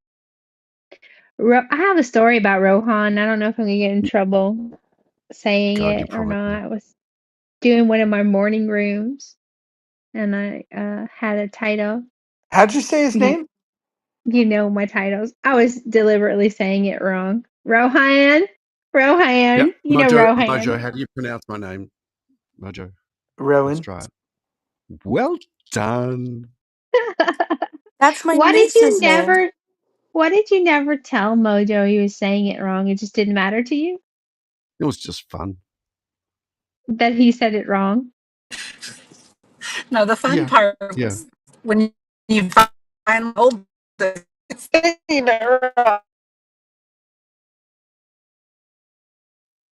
What about 3 words out of that? Sorry, serendipity. Can you just try that again? She got stuck in the muff for a second. Yeah, sorry, I'm driving. You said you were. Can y'all hear me? I have a red bar. Did you say she was muff diving? Stuck in the muff. Maybe. Stuck I in the don't know. mouth. Stuck in the You mouth. tell me. Stuck in the mouth. The fun The part was problem when you with finally got to tell him he was saying it wrong. Oh, are you there? Crohan What's your and story, Scarlett? Mojo. Hmm. the Wow. problem is we Did you watch see Lord of the that? Rings. You know? Do you know Mojo? There was a similar story, like the Rowan story that you had.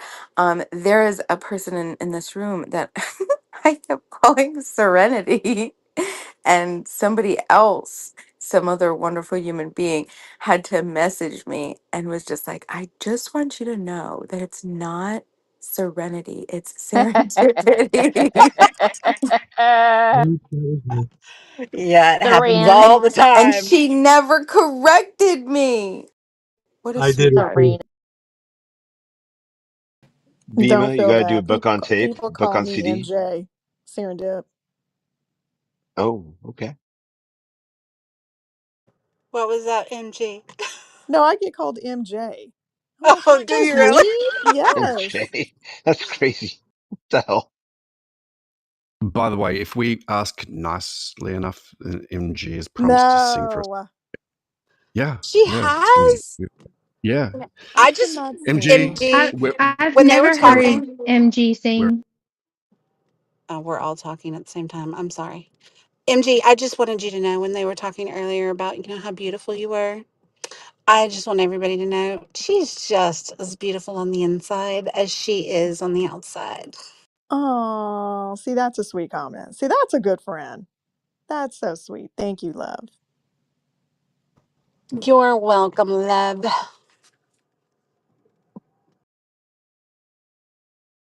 I That's why won't they tell call everybody in my her. room title. Then That's why they I call was her Serenity. sorry, Kristen. Go ahead. No, it's okay. I'm There are two people on the stage that have still not responded to the poll. No pressure. Maybe they haven't updated their app though. Well, it We might be all a love little bit. updating our apps. It'd be a little sticky for Rowan, I would think. Divided loyalties at all. At all. I was just counseled today It's not. Well, that it's not. It's not about divided loyalties. It's the question is which house on Clubhouse is the most entertaining. I'm actually contemplating changing my vote to politically correct, and not just simply because it's got the lowest amount and I want to balance things out. It's really because if I think about it, it is pretty entertaining, especially like when there's a good news day where like Trump does something that's controversial.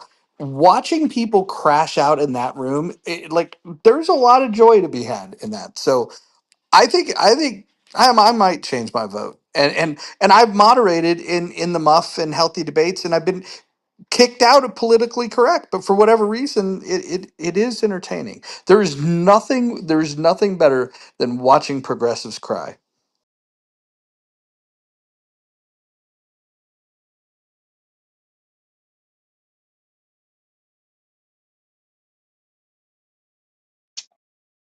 well, we haven't gotten to 100 votes, but we might not make it. I would think the What do people you mean we who might not make it? Well, like listen, when I'm in the muff, I'm in it for the long haul. I hope so.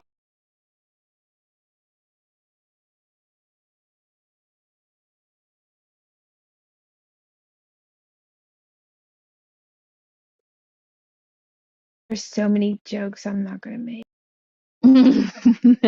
Come on, give me one. If you haven't voted, you're lacking moisture. I'm just saying. Dry. Don't be dry. Yeah, don't be drunk. Moisture?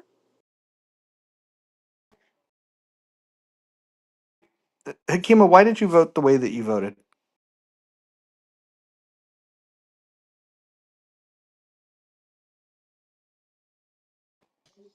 Hakima. You said why I voted the way I voted? Yeah, I just want to hear an explanation of why you voted the way you voted. They got a very entertaining room. I'm not arguing that, but I'm wondering because I'm considering changing my vote. But give me your take on why you find it so entertaining. They have good conversations. They have lots of people speaking. They have singing. First lady is sing, especially when Goat was there. Goat had a very entertaining. He'd do his character and he'd sing also. So He's not it's there anymore, though, is he? that's why I said when he was there. I said when he was there especially. But either way, I'm gonna back that room just because I'm gonna back it, bro. I appreciate you participating in the poll, Hakima, and I appreciated your support yesterday too. That was very kind. You're welcome, man. You're welcome.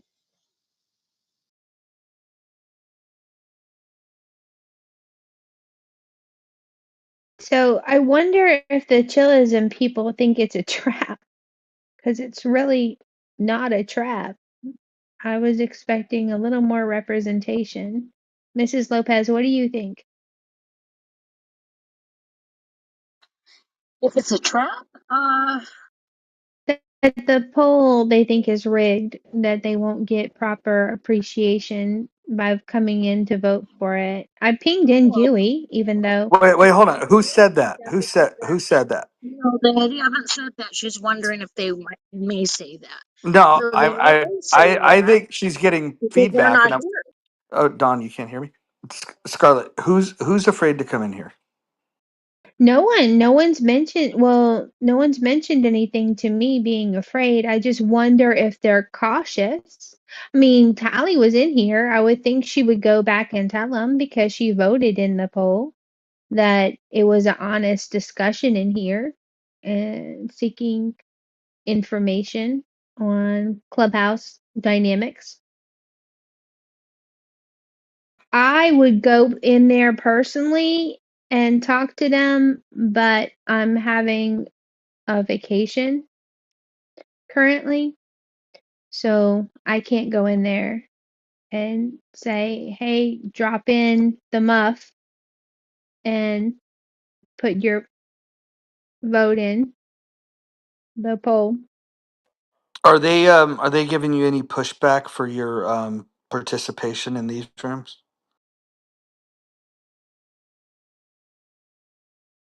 I think there was a comment about not wanting me to play both sides, to which I told them I do my own rooms here, and I've pretty much always done my own rooms. Alan will tell you one of the rooms that got clipped when I lost my original account was what's your favorite dessert and tell me why it's brownies. So, I don't respond well to captivity. Mama's a rolling stone. I go I go where I want. Talk to who I want. Say what I want. You're polyamorous. You're polyamorous, right, Scarlett?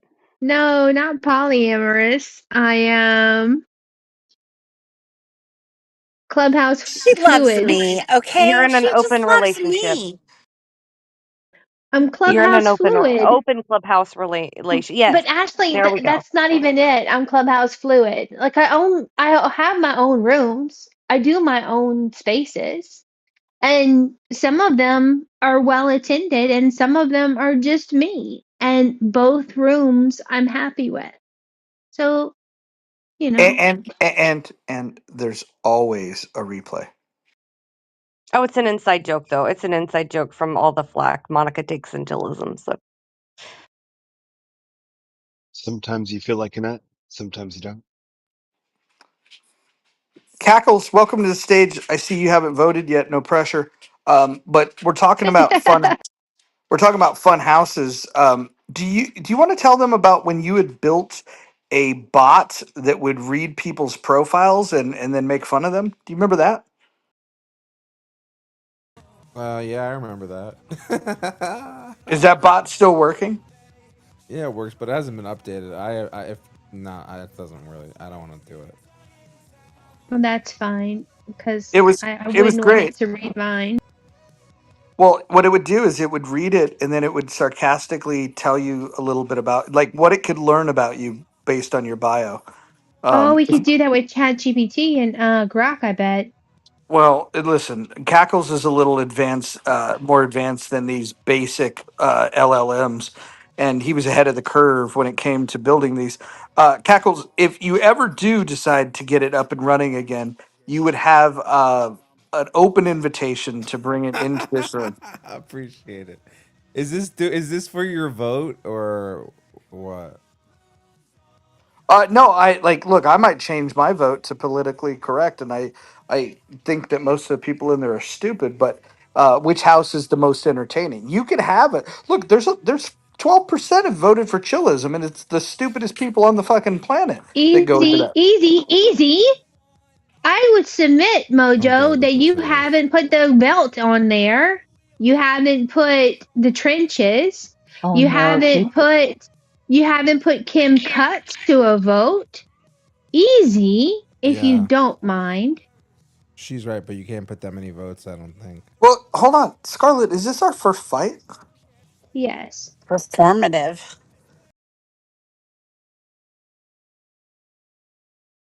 Okay, so I was thinking about it today. How would concrete explain the dilemma that I'm in? And so my idea was, when you're coming from a community that doesn't have a lot of resources, aka you're poor, and then suddenly you move into the suburbs and you might not have to worry about your bike getting stolen and maybe don't have to worry about your car not being where you left it. And there's no need to sleep in the bathtub because you're not getting shot at in the middle of the night. But you still love where you grew up. You had family and friends there. Not everybody was trying to kill you.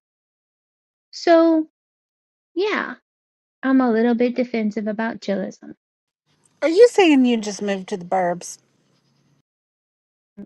Like the Jeffersons, moving on up. Yeah, but as you get older, everyone dies. Oh Wow, my dog. God.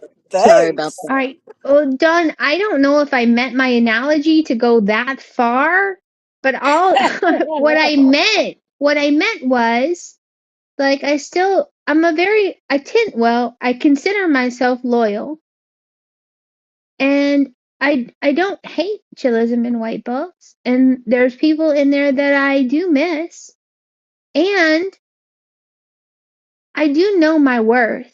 And if I'm not going to be treated well there, then I just won't go there. But I don't have to hate on it Do you feel respected and treated well here? most of the time. Probably 90% of the time. Is there anybody in particular that makes you feel safe? Serendipity. Aw, boo. Wow. Wow. No fucking respect Well, whatsoever. And when Mojo wanders into foreign territory, who has a mission not so subtle of tearing at and biting at me because I happen to think that there are people on the app that are dangerous. I do appreciate Mojo. Mm, mm. Well, I'll just I'll just say nothing. well, I appreciate Mojo and his protection of you. I mean, there's a Yeah. few really good people in Chilism. That's kind of that's what keeps me there. Like there are a couple people in the house I do not care for. One of the owners I do not care for, What's the and name? Name it. that Name it. person has made it known they do not like me What's their and name? Nathan. But Who? anyway, No, oh, Nathan. Nathan hates me. Did you know Okay. that? Did you He know called that me Nate? slow yesterday. Well, I guess he didn't know I was listening, but went on a whole diatribe about it, right? so But there's so other people in that room Ashley, that can you make hear it me? worth it. Ashley, Yeah. let me just say this. So Nathan, when he found out that that Monica was I won't even finish what I was going to say. Let's just say that Nathan, for whatever reason, got jealous of Monica's proximity to Mojo. He It's an inside he joke. It's an inside, like, in-house joke thing. he stole my photo, and flattery is the most sincere. Imitation is the most sincere form of flattery, but I have to tell you, it all came from the fact that he became very insecure when he realized that he was not the alpha. When he realized and he accepted his position as the beta, he stole the photograph. Hmm. Interesting. But, I enjoy knowledge. I enjoy mine and his, back and forth. We talk about, like, Universal Studios and Disney because, yeah, I'm a Disney adult, and I'll be the first to admit it. Eric, I really like, at first, Eric kind of rubbed me the wrong way, but the more I got to know him, the more, like, he became, like, one of my favorite people in there. And I know a lot of people hate Lion, but when you learn to look past the exterior, he deep down, he's a good guy. Like, how did he end up with Lady if he's not a good guy? Let's be honest. So let me You tell you a know, story about. Let me tell you a there story are about Eric. so Hold many on. good people. Hold on. Let me tell you a story about Eric. So I was in there one day, and somebody. It was on topic. He made a statement. Somebody challenged him, and then said, "Well, let's debate it." And then Eric said, "Okay, we'll schedule a debate." It's like, why not have the debate right now? Eric is very intellectually dishonest. He is not up for a debate. He's not up for a conversation. He was challenged directly on a topic that he brought up, and he was not willing to debate his position. I would say that he's the biggest coward in that room. I don't think so. I've heard him debate, because I'm in there quite a bit. I might not speak up all the time in there because there's a lot of huge voices in that room, really loud voices. Like, I can be loud because of my headphones and because I get passionate, but there's Because you're a also, woman. that too. But there are some good people, like Bima when she comes in, and in the night room you got Kendo. Um, Kendo's a great person. Concrete grew on me. I never thought it would happen, but he did. But, like, when you Well, spend time around people, yeah, hold on. Concrete grew on me. Okay, Like it Uh, took a fungus, long like hold time. on. mold. It took a long So you mean a Hold on. time. fungus? Hold on. You mean a Hold on. fungus like Geo? Yeah, Hold on. I Hold said on. that too, Hold your on. ping. Hold on. No, Hold for on. real. We agree Hold on on. that. That's how we got Hey, COVID. hold on means shut your fucking mouth. Got it? Okay, thank you. Um, anyways, Concrete is one of the guys that was debating for 45 minutes about a book that an author he's never read. He's read nothing. And for 45 minutes, he claimed to be an expert about Hegel. 45 minutes. And the moderators just let him go on and on and on. Finally, Tally lifts me up, and I ask the question, Concrete, have you ever read Hegel? And he But acknowledged, that the one piece of credit I'll give to him is he acknowledged no. And his argument was with Ike, who was also arguing his expertise on Hegel. And I said, Ike, you've read Hegel, right? And then Ike said, no, I've never read it either. So these two fucking buffoons argued for 45 minutes about an author that they've never fucking read. See, but that's one of the things that I really appreciate about Concrete, right? Because That it he's a could be fucking like idiot? something. No, it's because he can argue stuff that, that he doesn't personally believe in, but, he can make the best arguments for it. No, he And, didn't. He the way didn't. he can No, spin hold on. things, No, hold on. that's what He I did. appreciate about him. No, well, hold on. He didn't make a good argument, which is why from the goo, I was like, this guy's never read this. He doesn't know what the fuck he's talking about. The only people that think that he's making a good argument are people that are stupider than he is. It's more stupid, but yeah. Or people that haven't read it, then we're ignorant, so we just go along. But see, once you Mhm. kind of learn, I've learned his personality. Like, I hated Concrete when I first started. Okay, me and Concrete, we had some vicious back and forths. but over the last year he grew on me like he did. And it's like the people that when I first started in the room I thought I wouldn't be able to stand, those people grow on you after a time, right? And the people you think you're gonna like, you might not like them as much. And I think that's one of the things I really do enjoy about that space. Yeah, you know what, you go in there and there are, I mean, there's a lot of goofy conversations, but it is a 24/7 room. And it's not always going to be the best intellectual conversations when you have a 24-hour room because you're going to run out of things to talk about. Yeah, no, this is a Right? good point. This is a good point because right after the conversation between two people for 45 minutes that argued about Hegel that never read Hegel, immediately after I shut down that conversation, exposing that neither of them had read it, immediately following that, they were debating whether you would rather have sex with a man or a gorilla. No, that wasn't It was the immediately following. the Yes. premise was, what would you rather? And both choices are obnoxious, deliberately so. Deliberately so. Was it a So, specific kind of gorilla? Was it? well, so see, and this is Female. Hold Mojo's on, gonna hold on, hold on. Can I? you're not gonna let me set the There's several premise. types of You gorillas. can, but I just want to welcome Pepe back into the fold. We read the Tao Te Ching, and so I've made the decision to unblock everybody, which includes Pepe. Welcome back to the space, Pepe. Hi, Pepe. Amazing. Hello, Nick. You know what I like about you, Pepe? What? That you're not a passive aggressive little bitch. Hmm. You're just honest. Ouch. There's too Uh, many. I mean, it's the truth. all right, Mother. Let's go back to Scarlet. Scarlet, go ahead and say what you were going to say about this premise about gorillas.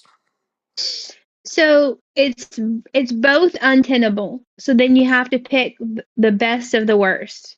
So the scenario is: would you like to be sodomized by a man or engage in sexual relations with a female I gorilla? think it was the other, not sodomized. It was do the sodomizing. Was Right. Bro, you don't I think went I in that would room. know? Bro, You I have was to in bend there them for over. 4 weeks Me talking about too. And this. it was You Yeah, need sodomized to by yeah. a Hold back on, up. wolf. hold on. I was there. I was on stage, It and was the premise. sodomized by a Oh, hold wolf. on. The premise was: would you rather be fucked by a man or fucked by a gorilla? And Thank uh, you. Team Gorilla was saying that they would choose the gorilla because the gorilla had a smaller penis. No, no, Yeah, No. no. that's what It the was a yes. female The gorilla. It was a gorillas. female gorilla. That was not the premise of the No, fucking yo, room that no, I no, was I In the yes, in. don't. original no, one, it yes. Okay, was. Hold I on, don't hold on, hold on. understand. Yeah, hold on. That was the premise is would you rather be fucked by a man or would you rather fuck a female gorilla? Because these Thank guys you, were saying, Pocket. yeah, hold on, Mojo, hold on. These guys were saying, I don't want to be gay. I'd rather fuck animals than be seen as gay. And that's what the whole retardedness of the answers came about, is that these guys would Why? rather fuck Why animals than something be that gay. you guys only have in your community? Like we don't experience this bestiality in the black community. It's This was just a mostly black room with black Yeah, I was mods, gonna say, ma'am. I don't no. know. I'm just gonna listen because this is a white folks thing. White folks Oh, thing. it's really Okay, We so No, don't not. have it's this. not. we're talking about chillism, It's a right? mostly black room, but okay. We're talking about chillism, right? I think I When I was there for that when I conversation. was in there and they were talking about it at the time, it was all black mods. But go ahead. Okay, so that room runs. I agree with the previous speaker. That room runs 24. It is actually one of the only free speech rooms in this house. You can say whatever you want in Chilism, and nobody, you're going to get your turn. Doesn't get matter how egregious your statement is. No, you could be anti Israel, tell the Jews to go fuck themselves, and you will get a voice in that room compared to a lot of other spaces on So Clubhouse. So we can say so what we want about Chilism. You will get to say what you want to say in so that space. so Mother, I'm gonna agree with you. And so the way that I like to think of the if you're looking at the main difference between this space and that space, just aside from IQ level, if we were to just if we were looking at the differences, if you look at the rules, and we heard from one of the moderators from over there, Tally, and she agreed with me. Rule 7 here, you're not allowed to say the K word or the N word, And over there, they will allow it. And so if you like a space where you get to say the N word, then you can go there. And if you like a space where people aren't going to say the N word, you can come here. Now, you may argue that you like freedom of speech so much that you want to be able to freely just shout the N word repeatedly. Or you might want to have a more civilized conversation, and in which case you would come here. This is why I'm asking the question, like what room is most entertaining? And so when I see the 15% of people that have chosen chillism, I just assume that it's their preference and their form of entertainment to hear people shout the N-word. I mean, But that's a they shout What the misrepresentation fuck of the is the space. K derogatory. word? What What's Wait, the about? K I want word? to address this real quick because this whole But notion what that about people them are saying stuff shouting the like N word straw all the time is hats? not true. If you actually go in chillism, it's They actually said quite stuff like rare, and it's the usually Jewish. black people saying it. It has not white people in that room rarely say it. So you're misrepresenting the actual conversation, and it doesn't happen frequently. That's an irregular situation. Pepe's rooms, they say the N word all the time. Like it's not on that level, and it's usually black people. Yeah, I think only the one person that said it was Pepe. But they No, I think say you in that also get other the room, they say trolls. some fucked up, like derogatory things towards Jewish people too. I've heard them do that. It's like they laugh it off, but it's just like, wow, did you really just say that? I You mean, can say someone called me whatever you some want in black person chillism. called me yeah, some black person called me a bleach demon in that room, and so I asked them how much they cost. So it's just it's people that if someone's good at matching, man. It's game on.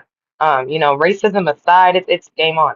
Just no kids though. No kids and But to stuff. be fair, like I haven't been in Rogers' rooms much, at least in the muff. Do you guys allow like outright anti-Semitism and anti, just like whatever? We'll say black too. I mean, would you guys allow people like God? Who's somebody in there like Lion? He'll go on and on and on and on about Jews.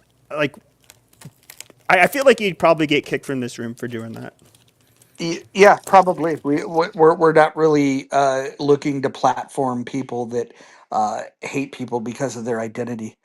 It's just a different thought process on what kind of conversation that you want to foster.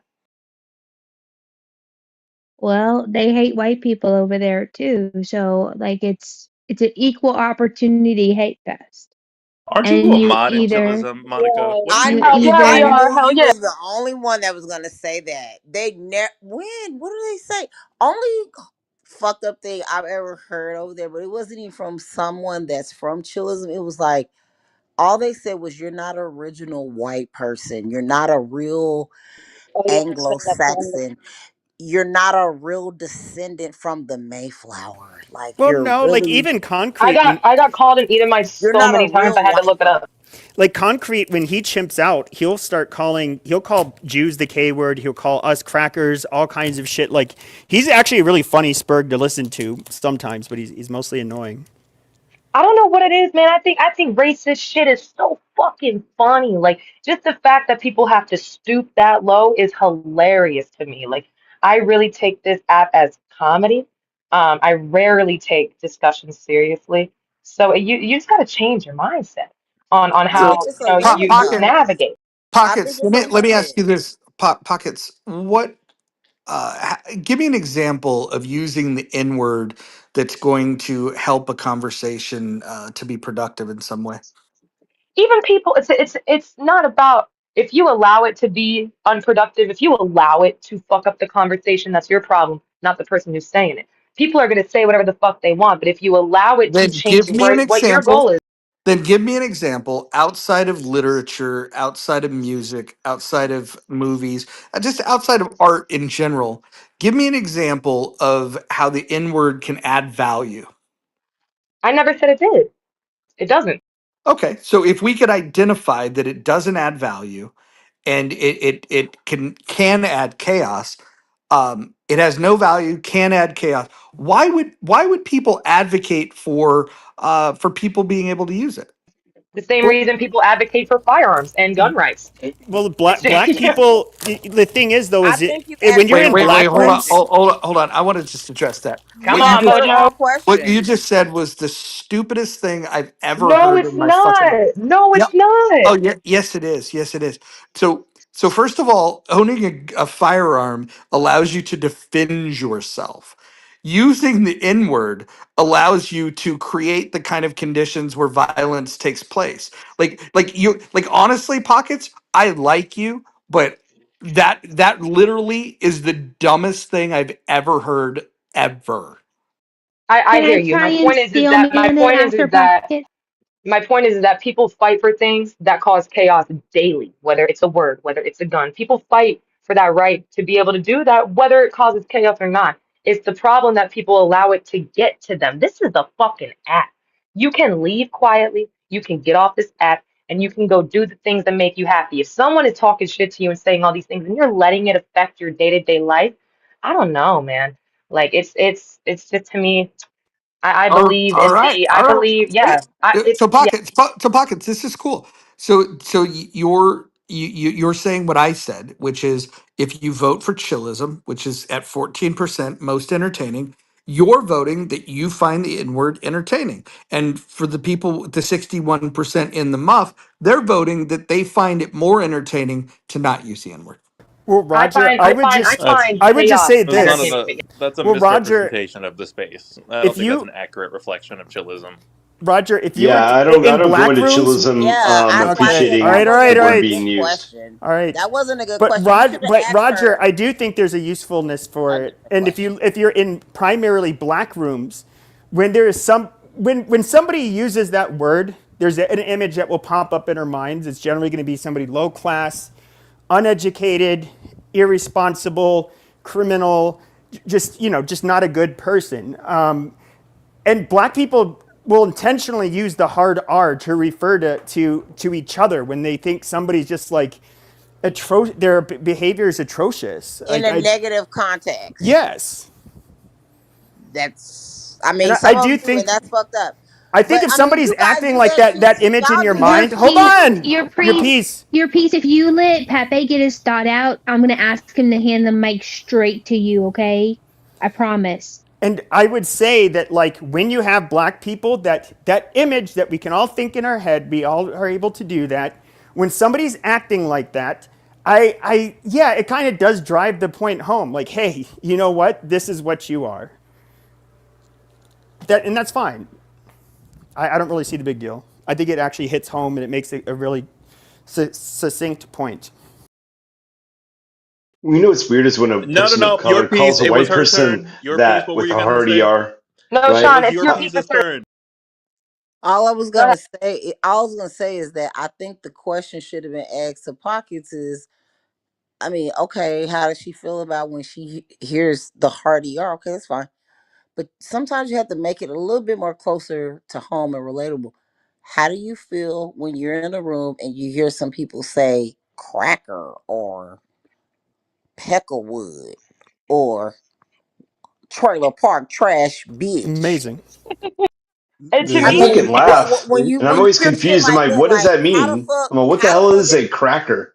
no? I'm Well, just here's No, the saying thing. it's that Sean, I she's can asking answer your me. question. No, Your Pepe, piece. she's asking that me. Sit the fuck I don't down. think she was asking you. Yes, that she She She yeah, said it a definitely, better was. yeah, question. you know that she definitely No, I was. was saying that should have been the question that because that way you can say, you know what, nah, that doesn't feel good. Like how y'all said stuff like, oh, when you hear these words, how does it make you feel? I can tell you how it makes me feel, but it doesn't like fuck with me like that. It is, I get what you're saying. It's an app. I can log off, I can remove myself quietly. I have done it before because it's not that serious to me. It just lets me know who the fuck you really are and how the fuck I interact with you. Cause I know you really a racist well, pussy prick Hold motherfucking on. bitch. yeah, yeah. Yeah, One no, of hold the on, because I'd things. like to Let respond me to that just real say quick. something, please. Okay, Can go. I say something Pockets really has to quick? talk. Pockets has to talk. Pockets has to talk. Really, Pepe. Pockets. This is really, Pockets. not Oh white yeah, dude, America. sit the Women fuck can down. speak in here. Go ahead, Pocket. really quickly, really quickly. So we all know that the N word and other kind of words, but especially the N word, has a rich history of. Everybody knows that, right? So when you use those other words that doesn't have that, they don't weigh the same for some people. So if you're using that word, where Pepe's, he likes to use that word. If you use that word, you're definitely trying to create something that isn't valued. You're trying to devalue another person based on your judgment of people, putting them in a broad sweep package of just it's just an ugly thing to do, because I know plenty of people that are of the tint that's my color or darker, right? That are not the broad sweep that you're using when you use that word. So I would like to say that I said some people. individuals with I, certain I didn't finish talking. characteristics. I I didn't didn't finish say all talking. black people, you I didn't fucking finish idiot. talking. And you just called me a fucking idiot. Oh my God, just please Pepe, finish. Please not too finish. much on time out, I Pepe. think Don't call that's time what I out. What do you call? heard. What did this fool call me? Just I please, think please that's what I finish. Don't heard. even address it. Don't let it get to you. Please finish. Oh, sweetheart, trust me, it doesn't get to me. I'm just asking. Mojo, isn't there a rule here? I think that's what you heard. Well, Uh, hold on, hold on. Pepe just called me a fucking asshole in your room. Well, yeah, no, that we don't have specifically, and we're trying to draft the language around Oh, okay. Then personal. don't worry about it. Then don't Yeah, worry about it. we're trying to figure out the right language about personal attacks, where because sometimes it's entertaining to, but only if it's mutually desired. Like so, Forget if about that, Mojo. He cut me off in the middle of my yeah, conversation. There that's is a the rule. violation. So yes, he violated rule number 5. So if he could remain muted and you could finish, go ahead, timeout. There you go. There you go. There you go. So I find you very small-minded, and a small person, Pepe, because you have to resort to these name calling, because that's how you think about yourself. Whenever somebody does that, it's more about them than it is the person they're trying to attack. That's My wonderful. God. But I did say black people with very specific negative characteristics. You know, when you go to a store, or excuse me, a little fast food restaurant, it says no shoot, no shoes, no service. We all know who that sign is for. Whiskey Tango, white trash. Why? Who goes into a store being belligerent with their hairy ass No chest? shoes, no And no service. That is shoes. definitely for White white people. trash. Yeah, that is white. Okay, That's we for all white know what people. white trash is. What is white trash behavior? Going into a place with no shoes and no shirt. You know, white that there are people that are white trash. If it fits, it is perfectly reasonable to call them white trash. I do it all the time. And if you're one of those, you know, bad black people that hit all of the stereotypes, yeah, you can call them the N word. I think that's absolutely fits. I didn't say just because you're black. So No, you that doesn't fit. So, you're trying to say that, like, I know black people that don't fit any of those stereotypes. No shit. I didn't refer to them. I explicitly pointed out the black people with the negative characteristics. So so, you're arguing, you're making a fucking straw man argument, and you're saying, oh, you must feel little when you do that. Well, obviously you feel touched, sweetheart, because that's why you're the one who got enough in your fifis to even feel like you had to say something about it, and then tried to attack me. And yes, I called you a quote unquote fucking idiot because what you were doing, did not listen to what I said. And you had to so, contort what I said and then try to give a narrative as if though I'm some small-minded person or a person that feels small. You're a very sensitive person, and you know, you're light skinned and it fits. Very so, sensitive. so there's another rule in here. You don't take up the whole all the time to speak. So when you say something like "I do it all the time," right? That's what's small-minded about you. You understand? Because you're looking through this. Your personality is your personal reality, and that's how you're looking through the veneer of black, white, okay, category N word, category white trash, rather than looking at people as human beings. Okay, if Exactly. you look at a person as a human being, they all have different nuances in their character, some worse than others, right? But let's just hope one day that you're given the compassion that you don't give other people. We don't have to divide things along black and white lines. I mean, we could be referring to a person who's out of touch with reality. We could be referring to a person who's very sophisticated. I mean, if we really drew upon our actual perception of a given individual, we would say, man, how could that person be so out of it, so useless to society? And how could that person be such a contributing member of society? Yeah, yeah. So you want to lean towards your best nature rather than your trashy nature, right? And then you look at society and you want it to be a reflection of the herd, the masses. Here on Clubhouse, as you can see, that is the reflection of the herd. So Hmm. how do you raise up the herd without pointing out the problematic ones that are weighing the whole herd down? Well, Stop you being have it so fragile. that you have it as a victim, right? That they're doing that to you. They're weighing it down. Oh, people don't weigh That, down society? Is that what you're saying? You're a victim if you no, no, notice that there's leeches and that there's people you that are just blamed parasitic? you just blamed people for weighing Clubhouse down. I didn't do that. I said the herd, in other words, a population of people. If in your community you have people who don't want to work, people who like to, I don't know, burglarize, do whatever stupid shit that causes a net, harm to the community. I mean, they're obviously Right, bringing the value of the community down. right, That's why we have courts and law enforcement and all of that stuff because we have to deal with these people. right, right. So that's what happens. They get dealt with. So, and what's your point? Oh, my point is, those people, you can accurately describe them with words like white trash.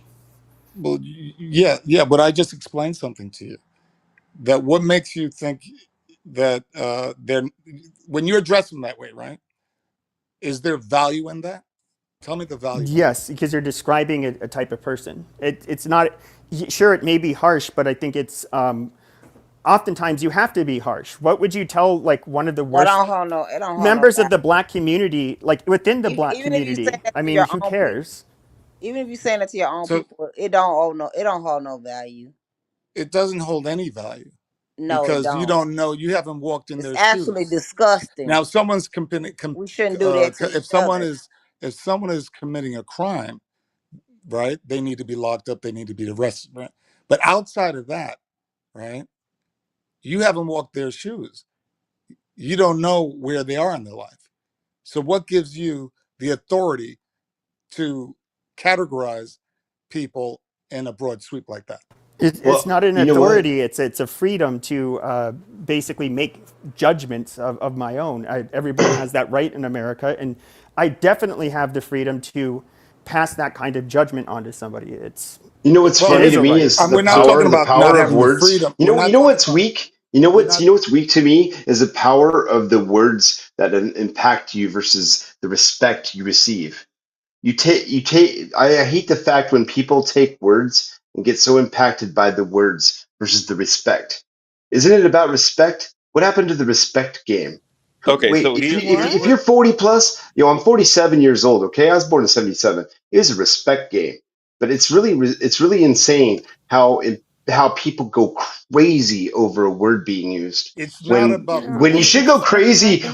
crazy when someone lays hands on you, Operational. when someone No, lays hands on Sean. you and No, disrespects you. Sean. I don't But want to you be get a rabbit mess. so hurt. You get so hurt based on a word. I don't use the word. I don't choose to because guess what? That's disrespectful. Yeah, hold It's on. not about Hold It's the on. word. It's Yeah, about disrespectful. hold where you're on. Hold coming on. from, my Hold on. friend. Hold It's not on. about the Hold word. on. Hold on. Yeah, I'm they're sorry. getting out of control. Hey, can you guys not hear my fucking voice? Am no. I in the goddamn matrix or something? Do I Yes. need to start? I'm in the matrix. No, we can hear you now. Okay, got it. Listen, here's the truth. Some people, they have no personality, they have no intelligence, they have nothing to offer a conversation. And so all they have, the only tool in their toolbox is to be provocative. And they know that there's little cheat codes in being provocative. They know that the N word is something that they could say that's going to cause a stir. They know that. And because they don't have the vocabulary, they don't have the knowledge, they don't have anything to contribute. They add this one word to try to create drama. You can tell the low level of intelligence when people start using that word. And here's the other thing. If you go and look at the people in Chillism or anywhere else on this app that use that word, that think that they're getting a reaction, I will promise you this.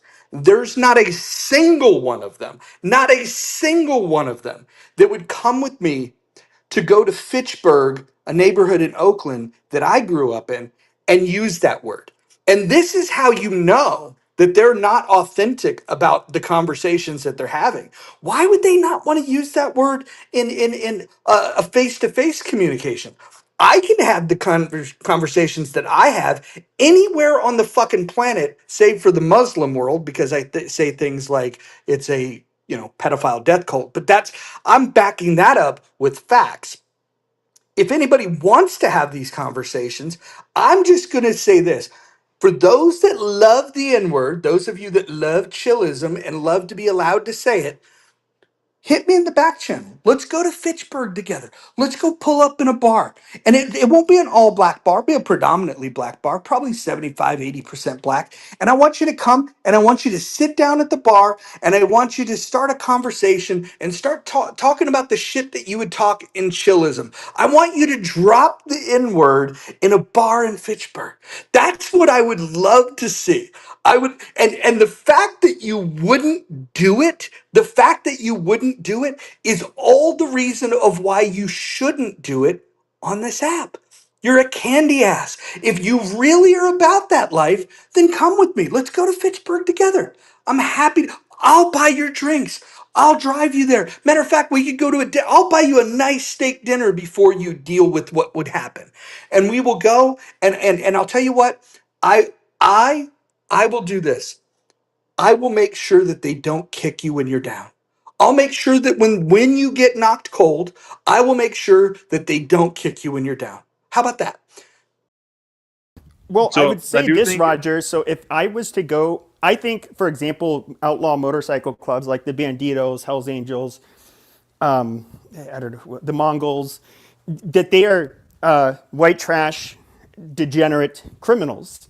Now, I do know that I, if I told them that to their face at one of their bars that they hang out, my face would probably look a lot different after that encounter.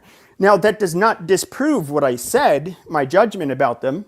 If anything, it kind of, reaffirms, what I have to say about them. So, having to say it to their face, not really. I mean, I'm not challenging people to a fist fight. I'm giving them my opinion. And yes, I do agree that there are temperamental African Americans that are violent and would assault me as a result of me using that word. Never would deny that. Interesting.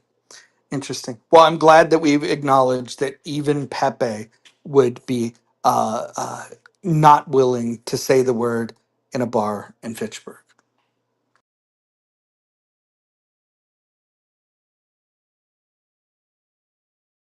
Yeah, I still think we are looking at this wrong, but I You wonder if we you want to you change want to the come to subject. Fitchburg and say it?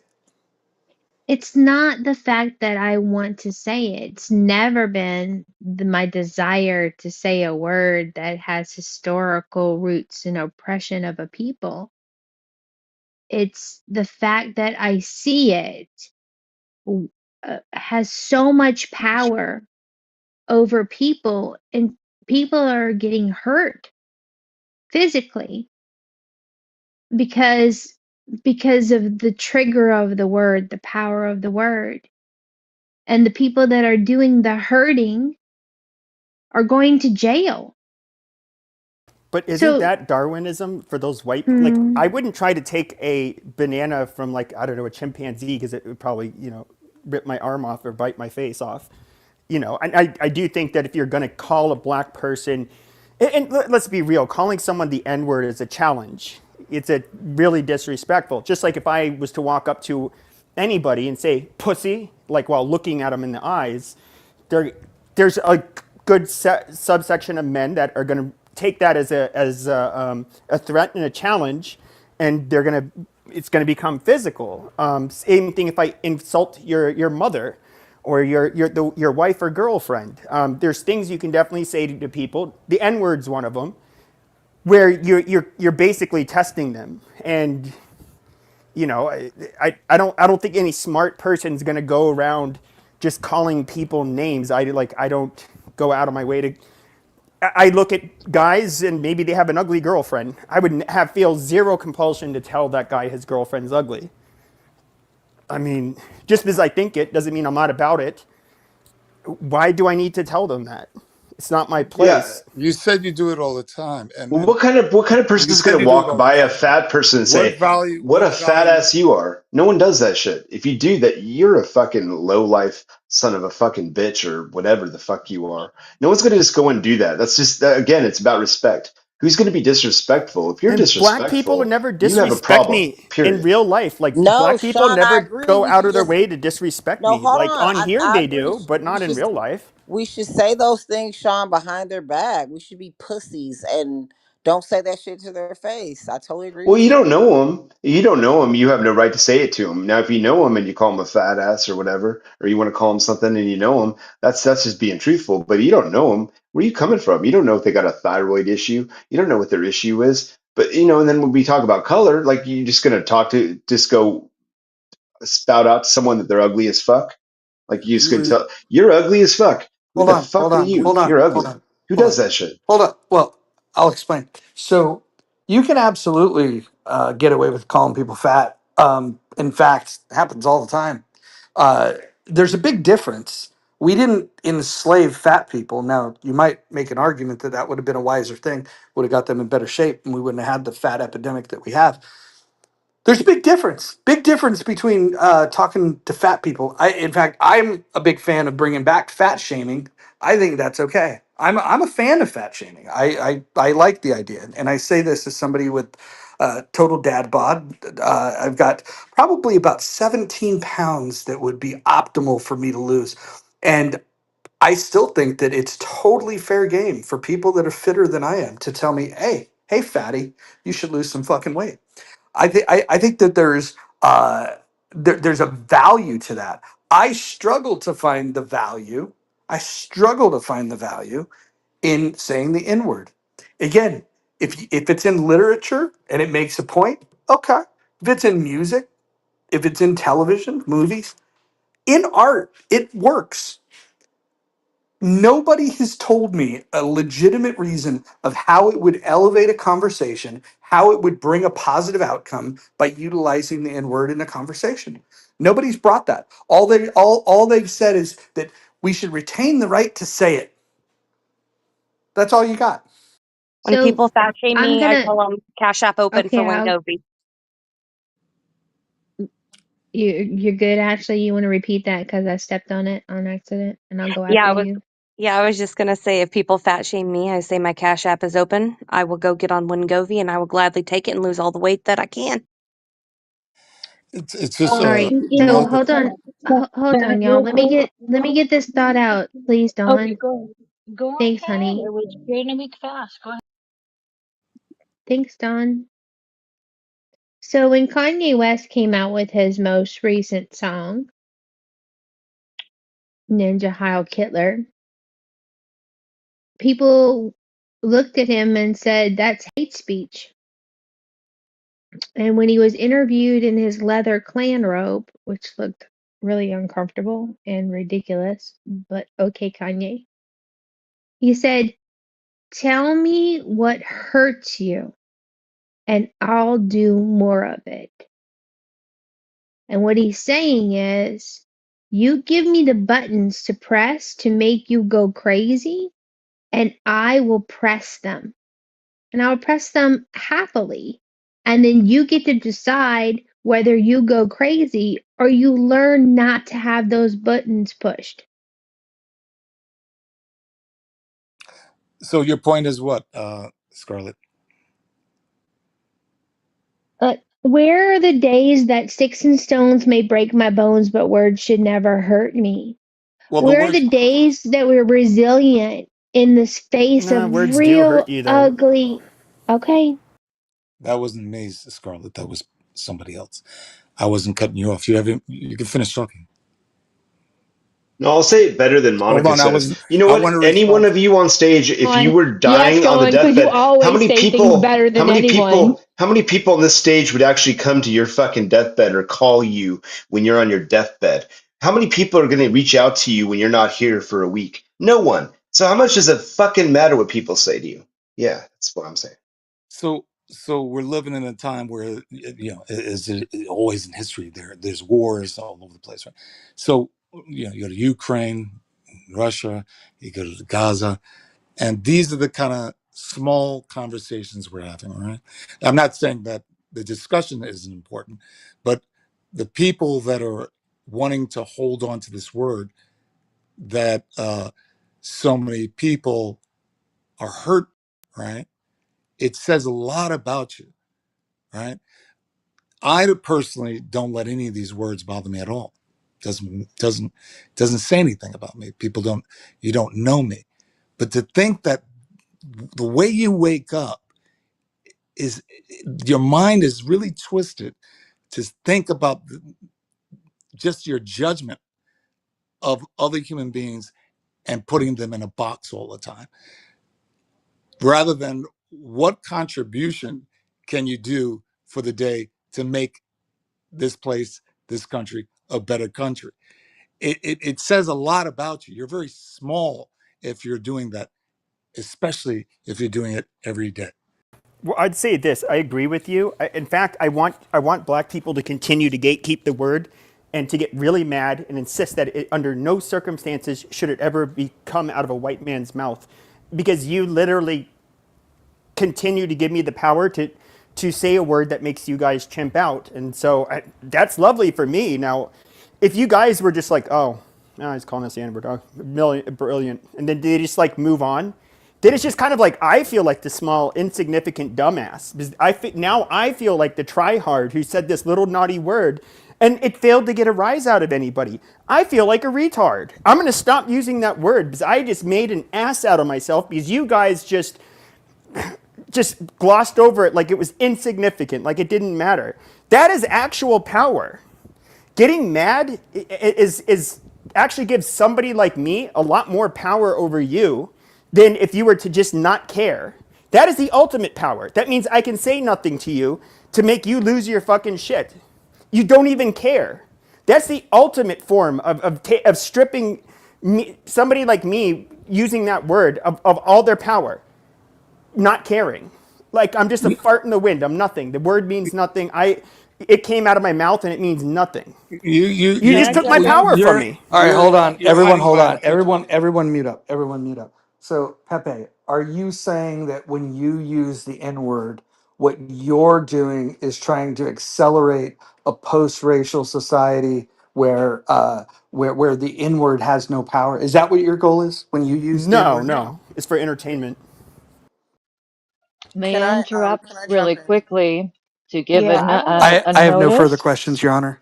Yeah. I wanted Mojo, to Wait, that can I say go after who's that? something. Madam Christy? I'm gonna go after Christie, Christy. the Madam Christie has arrived on the stage.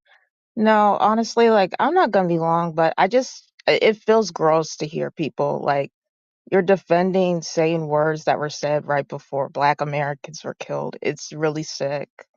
I'm not trying to like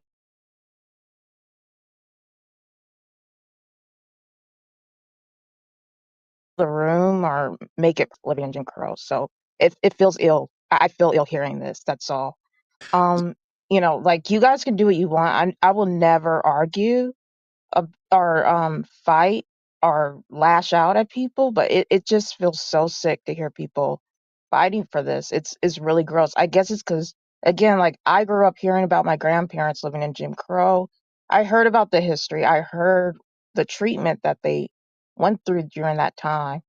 Um, again, just you could do what you want, but it's just crazy to hear this. It really is. Can I just jump in really quick? This is Nye. So listen, I don't mean to be an a-hole here, but so my mother and I the other day we were talking about the N-word. I've been waiting for the opportunity to drop this, and this is the perfect space. Adams, I've been waiting for this moment. So I was talking to my mother the other day about the N-word, and she's like, "Nah, black folks have made this word internationally famous through their art, through their music. And to Christie's point, that was a word used against black people, used to describe black people during slavery. She said that's the white man's word. My mother says that we owe the white man reparations for stealing his word. We have profited off his word. We've made the word popular. We've made the whole The globe treat the N word like it's a term of endearment. I lived in LA for 20 years. Everyone said the N word to everybody, right? Black people, Hispanics calling each other the N word. And it was cool. It was brotherly. It was love. My mother says we've profited, we've made trillions of dollars using the N word in our arts, music, TV, etc., etc. And because of that, we owe the white man money because we stole the word from him. I'm done. Brilliant. I believe in freedom of Can I speech. just say something? Please do. So I find it very fascinating that interchangeably in the argument of why it's okay and why it's not okay to be using this word, and especially in the context of disenfranchisement of, you know, one group of people over another, it's very, very, very strange to me that a lot of people during a workday spend time about, you know, talking about who's able to use the N word, who's not. I mean, during a whole workday, like it's very fascinating to me that they're not more productive things to talk about than who can or cannot use the N word. I remember during the pandemic when I first joined Clubhouse 5 years ago, there were so many rooms and people were dealing with mental health issues and this and that. And you, my friend Pepe, had your special room. And I think about the the people that are really going through serious mental issues, right? And this is the kind of room that you have, Pepe, continuously, daily, your contribution to society.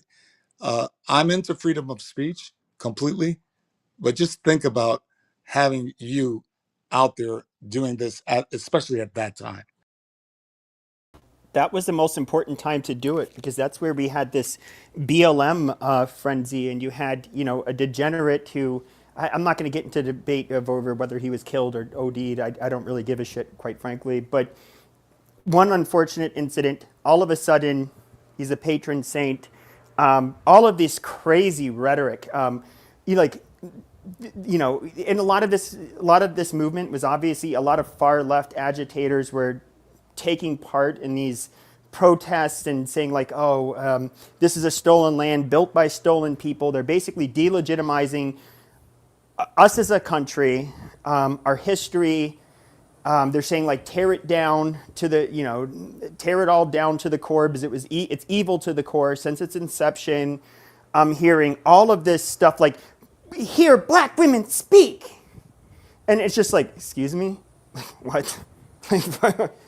No, So that's not how. That's not, like, no, I'm not playing your fucking game. And we're hearing, you know, basically like a lot of what I would say was like blatantly anti-white rhetoric. And no, I actually think that it was very good that some people like me were speaking up the way I did. And one of the things in kind of what's I So it first was of a all, I've been public doing this for service, is what you're saying. can yes, but I would say Oh one of wow. the reasons, you know, starting 2 years ago after the changes on Clubhouse, I go onto places like X, I go onto other platforms, like the shit I is was there a saying. time limit, Mojo, Okay, on can you just talking? shut the fuck up? I didn't interrupt you. Well, there's a time limit. Amazing. But I didn't interrupt you with your retarded fucking God, just dude, stop. Pepe, this is a legend you're talking to, an I icon. don't. Show some Words don't bother respect. me. Words don't bother me. I'm just Okay, then asking. just shut the fuck up and I'm I'm just wrapping it up. asking I'm wrapping Mojo it if up. Just shut the fuck up. there's a time limit. There's a time I limit. don't care. Do you want me to There's ask you if there's a time limit over and over again while you're speaking? Like, please. Now, with that being said, you see the Overton window is obviously shifted. Now, being like overtly racist, trolling using the N word, all of this shit is like mainstream now. Like, I'm actually somebody, if anything, I think people have gone like, I used a lot of comedy and humor, but now there's like, I would say, I'm not even what you would consider provocative now. Like you could say I was somewhat of a one-trick pony because of my beliefs, but I'm far from being the most offensive. And I mean, you I don't could know. say you're so tired. so when Wait, you just when let him so finish. when Just let him finish. Pepe, are you finished? Yeah, I'm finished. But we Okay, can let this because mumbling. We can okay, let this no, no, no, no, mumbling no, ape no. go Because ahead. what He you're can not say going to what do he is you're not going to wants. disrespect people that aren't disrespecting you. Otherwise, you're just being an asshole. No, he's Okay, so disrespecting no, me. he's not disrespecting you. Yes, he is. He interrupted me a bunch of times. He asked, "Is there a time limit?" Is there a time limit? Is there a time limit? Is there a time limit? He's the first one who made a judgment about my character personally. Timac, I think he's finished. Go ahead, Timac. Oh, he's kicked out of the room. Oh no, he's in the audience. Okay. So my question to him would be, so when people go low, you go low with them. That's your frame of thinking, right? That when things are tough for people during the pandemic, and you see Black Lives Matter, and yeah, you could criticize. Is there a time limit? Is there a time limit? Is there a time limit? Is there a time Wait, limit? just wait, hold on. Just He's some like a quick 3-year-old. housekeeping This kid's like a skills. If 3-year-old. Mojo moves someone down, Mojo should be the one to bring him up, nobody else. Well, and hold I on, think I get hold the. on. I think I can take that Hold one, on. Michelle. Additional housekeeping. I didn't move anybody down, and I didn't move anybody up. I do trust the mods to do the right thing. If somebody's violating the rules egregiously, we do move them down. We can mute them. But the first thing we should do is we should just, as moderators, remind them of the rules. That would be the best thing. So then they can self-regulate. Then we don't have to moderate too heavily. Do you have a maximum time somebody can speak? If I'm given the green bean, I always like to be respectful of the house. We like to keep we there's no specific time limit, but we say that you should keep your shares short. That's rule number 4. We also rule number 5, you shouldn't interrupt somebody while they're speaking. Rule number 5 gets violated less if you abide by rule number 4. And so as a general rule of thumb, make 1 point, maybe 2, and then mute the fuck up, let somebody else talk. Yeah. So Pepe, so your frame of thinking is that when things are tough, right, and there's a group of people that are protesting for rights and all these things, and yeah, you could criticize. There's a lot to criticize there, right? But you think the best thing to do is to go low, right? Is to go low. That's your frame of thinking? My frame of thinking was they were scapegoating and being hateful, and so I was going to delegitimize and make fun of and trash their whole ideology and movement. That was my goal. Oh, okay. So you're that. Okay. But I'm just curious, Adams, you wanted to like mute me and put me down to the goo, but you were modded up in my rooms all the time with overtly anti-black Pepe, hatred. Pepe, No, Pepe, you are. Pepe, No, you light skinned. No, I mean Pepe. barely I'm not passing even black. modded, so I don't know if you're drunk or coked out tonight. I'm sitting here Why right on were the you stage with you. So again, Why were you don't capping try for it, bro. him? Why were you Don't capping try for it, him bro. like that? Don't try it, bro, because you're screaming What do you into mean my don't try fucking it? ear. That's exactly Wait, why. no, you're screaming in my ear though, Adams. You are. Not Pepe. Like you weren't even in here Is when there this a big happened. mic rule, Mojo? And I don't know who the person was who moved me down. Obviously it Is wasn't this Roger. because Adams is biracial? Well, no, No, it he's has like nothing he's to do with Hold on, Adam. guy. Yeah. Hold on. Listen, little order here. Let's try to tap into a little bit more respectability. We're going to be shutting the poll down pretty soon. Once we get to 100 votes, we need 9 more votes to do that, and then we're going to talk about the Kitover takeover. We're going to do a little fundraiser. So let's get them votes in. If we get 9 more votes, we'll close this down. We'll get the link up so we can support John Kitover for Congress. So let's get back to the conversation. Everyone try to be a little bit more respectful. And I know that's tough when you have people that are advocating for, but I get to say the N word, right?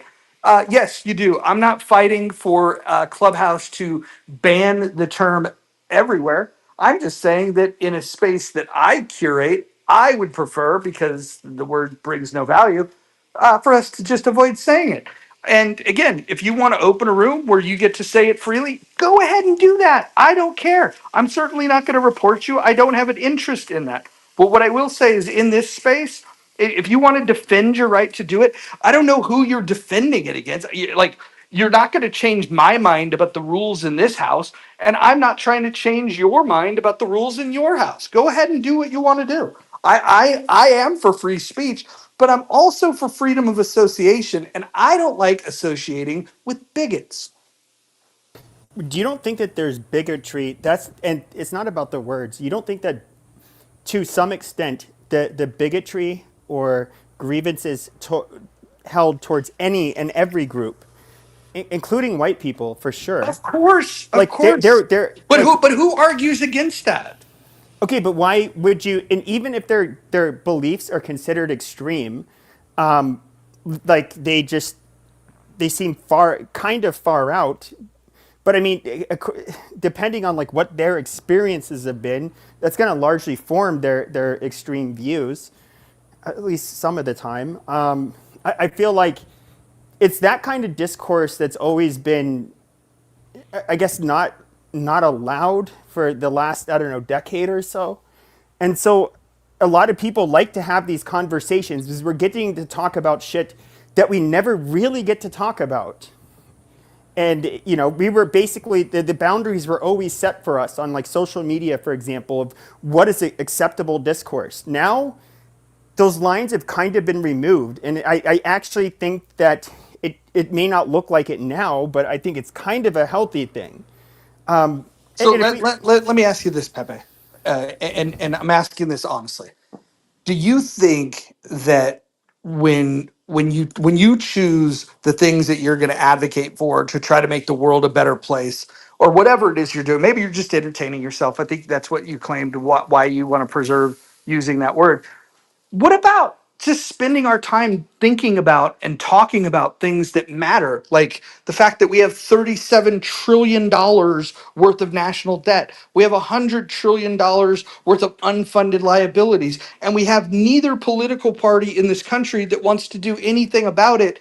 And here we are talking about, but I should be able to say the N word. Like, don't you think that's a pretty small thought?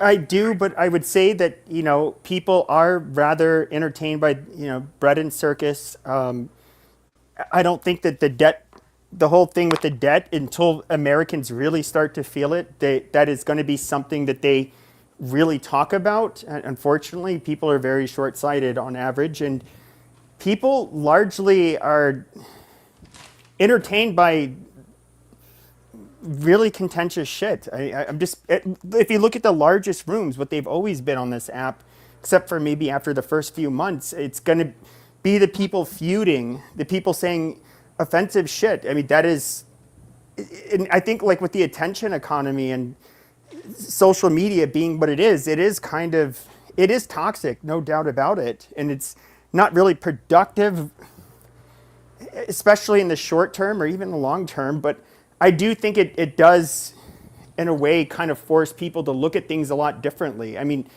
just look at, I think that even the Overton window shifted on the left as well as the right in the last 4 years. I don't know.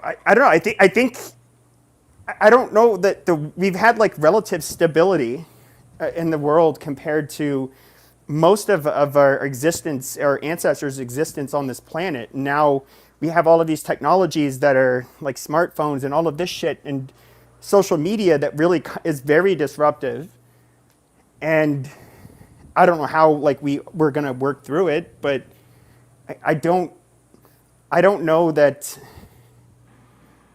this is just a personal opinion. It's a value judgment. Like I personally am somebody who's much more willing to have debates and conversations with people that are overtly hateful and offensive, and and I actually like talking to people with opinions that are much different than mine. It kind of helps me understand things, and especially from their point of view.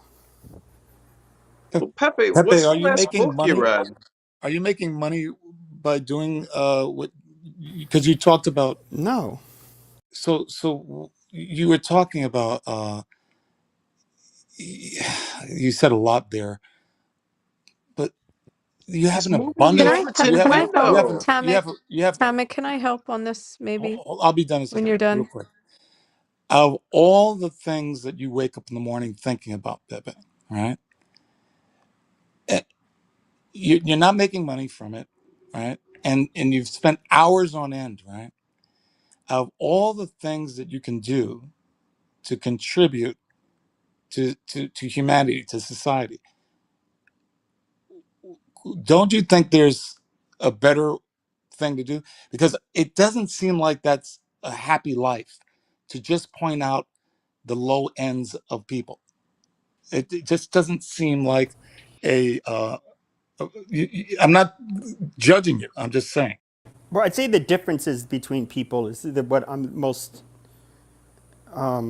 fascinated by. I genuinely, when people think a lot differently from me, it's like, I want to know why. Why? I don't get it, but I don't understand why they're saying this, and I like to listen to them. And it can take a long time to kind of understand how they formed their opinions. There were like I was very overtly hateful against Muslims. I still have very strong feelings about them, but a lot of these people I would curse at. I would say horrible shit to. I kind of like when we don't talk about political or religious stuff. Like I actually find that they're very decent people, but they have very different, just there's so much different, and I don't want to get into it, that the reasons why they have this, and a lot of it is religious, but there's a lot of other stuff too. And just like even it's not just like with them. I mean, I would just say with even when it comes to racial or depending on what part of the world you come from, or what class you are. Like somebody who's genuinely fascinated by that stuff. But aren't they influenced by the leaders of the country? Like the, a lot of these countries are very poor, right? And they're No, influenced. not always. No, like Not, I'm Really, not the like saying Qatar's not always. the poor, and richest countries in the world are No, no, Muslim, not all. Kevin. Yeah, but who owns? Who Yeah, has most they're of the the wealth? richest countries in the world. Okay, and no, when you go to the Emirates, it's not full of poverty, No, I'm not talking and about nor just is in Emirates. Saudi. There's a lot of countries that are Yeah, not but just the those aren't, Emirates. and they're the richest countries in the world, and so is Qatar and Kuwait and Bahrain. So are you So fighting for putting no, but people I down? wanted Is to that make why a you're comment interrupting? about Pepe because I'm going to come from a place you're going to be a little shocked. You Because can I take over. Go speak, ahead. okay, so I'm just going to tell you, I speak to him. I'm a minority, and I'm actually in the business of tracking. I track hate. I deal with hate. I fight hate, and I get. I mean, it's like my life's work now. It's what I do, and I talk to him. I'm in rooms with him often.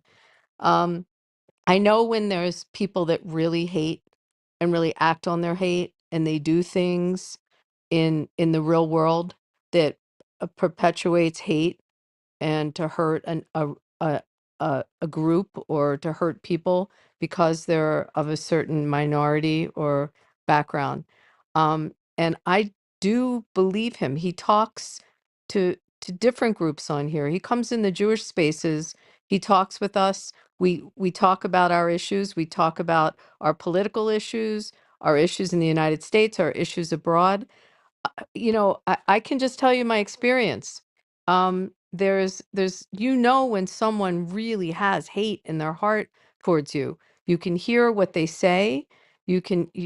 I mean, you can go in a mirror's room. You can listen to what we have to listen to real hate when we're in there.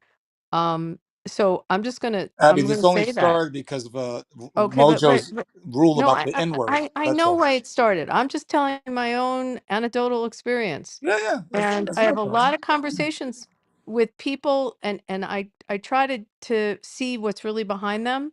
And I talk to people that I never would believe I'd be talking to. And I gauge it. So you're And black, Abby? Are you black? no, So if you were I'm black, you think that he would I'm give you that Jewish. same I'm a respect? minority that's being attacked incredibly No, right now. I I'm just asked you a 2% question. of America. I'm just asking you a 2%, question. If you were and I'm black, do you and think I'm Pepe? 900% increase in hate crimes. If you And were I'm black, dealing with hate in my community like at leaps and bounds that is just astronomical. People being burnt alive, being shot, I'm, murdered, I people understand. waking up Of to course. swastikas, waking up to death to Jews, waking up to kid. I mean, I could So go on and on. Okay, what Tamika, I progress don't have want. you That's made not with what this Pepe? room's about. I'm just telling you, I can tell when someone really has hate, What and progress that's have you not made the with Pepe? dialogue. I look. I'm not gonna. What You progress have can you made talk with over Pepe? me if you'd like, and you can challenge it. I'm telling you, go in a mirror's room if you want to hear hate. No, no, no. Okay, I'm not. I'm but just. You Pepe weren't comes here. in You Jewish came in the room late, spaces and Abby. talks Abby, with you came in the us. room late. You Okay, came in the room never late. mind, because you're not. Timac, It's not. why were almost all of So my I'm mods just and my asking what following? progress I she's can't. made. You're cutting me off. Number one, which is All right, rude, hold on, guys. and Everyone, I don't everyone, give a hold on. shit. Like Everyone, hold on. Everyone, hold on for a second. Listen, Abby, let me ask you this: If you could go into a room that bans the N word and the K word, do you think that that would be an improvement over a room that allows you to use those words? Course it is. I'm Okay. not, that's not what I was Right, talking right, about right. at all, I at understand that. all. I understand that. But what the Of part that course you're it is. miss People, well, no, hold on. The part that you're missing about this conversation is that the whole reason we got on this topic is because Pepe and a few others are advocating that it's a good thing if we have the space to be able to have their free speech, to be able to say the N word and the K word, and they reject the rules because their preference, and you can see it in the people that chose in the chat, or not the chat, the poll. If you look up above, chillism is a room where they allow you to use the N word, the K word, whatever word you'd want, and then in the muff we don't allow it. Pepe is pro N word, pro K word. He wants to defend the right to use that, and that's what this conversation is. We're not talking about the hate groups. We're not talking about all those things. The fact that people are coming to Pepe's rescue to say, "Well, he's a benevolent racist." I think that that's problematic in my mind because benevolent racists become malevolent racists. But that's not true. I was sticking up for chillism because they can call white people whatever they want, Jews, blacks, it doesn't matter. Arabs, uh, they're very harsh on Muslims in there. You can say whatever you want. It is a lot of people like Douglas, what the fuck is his name? Goats again. As he referred to it as a zoo, which is kind of accurate. He allows people to say whatever the fuck they want. When that happens though, there's like strong pushback from every side, and so I don't think it's like a hateful thing when you have.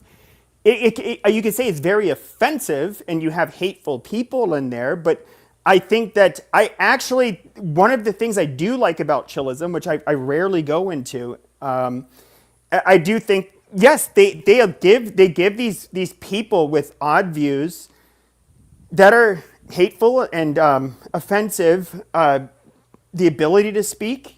And I understand, like, not every platform should be that way. Most people would probably prefer not to be in an environment where people can just say those kinds of offensive things and use those slurs.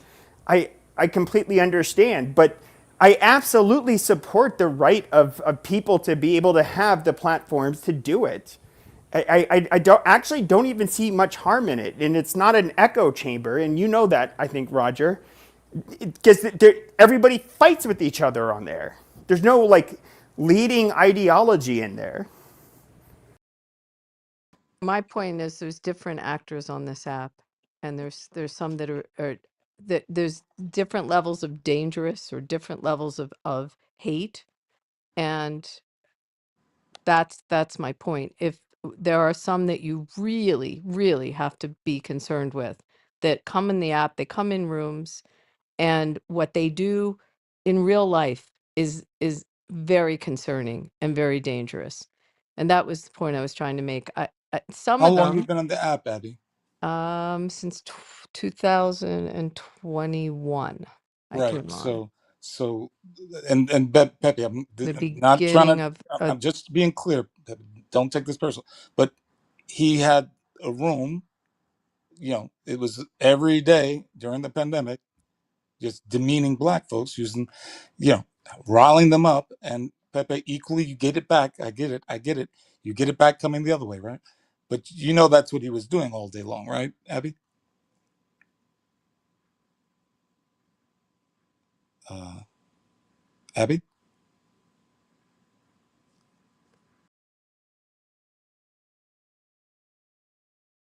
I mean, that wasn't quite accurate. It's not what all our rooms are about. To be I understand. fair, I'm not creative enough to come up with like the room titles I had, and a lot of I won't name them on here. Some of them are in the audience, but we had a large back channel that was like all of the people. It was basically mods, and they would we would come up with different titles throughout the day. And what we would do is like, we would, and I'm sure some of you will remember this, like we would have like one title that would be kind of like maybe it targeted women or black women, then it immediately reversed. And then it's just like, whoa, well, why did white women, we would troll a lot, especially at night. And it was, you could say it was like not conducive to like good outcomes. You can say that, I'm not Mother Teresa. I'm not out here trying to make the world a better place. Like I don't have a movement. I don't have a Why not, particular, Pepe? Why not? what, like, Well, I'm hold not on. part of a movement. Let me just intervene here real quick. Abby, if you're there, let me ask you this. If Pepe used the K word at the same frequency that he used the N word, would you offer the same defense that you offered to him? Pepe, how many Nope. times have I yelled at you when I've heard you say it? Pepe, Oh, Pepe and I I've are in, only used the but, term but once how on many this times, app. when you've used it and I've been in the room, have I like gone at you? Do you recall times I don't remember. I have gone at him when he has said it? Oh yeah, yeah. So you did. Okay, Right. you were in That the. wasn't my question though. My So question was, I absolutely yeah, say no, something I remember different. you were saying hold on. it was I want to dehumanizing hold when I on. said I'm it. going to ask my question again.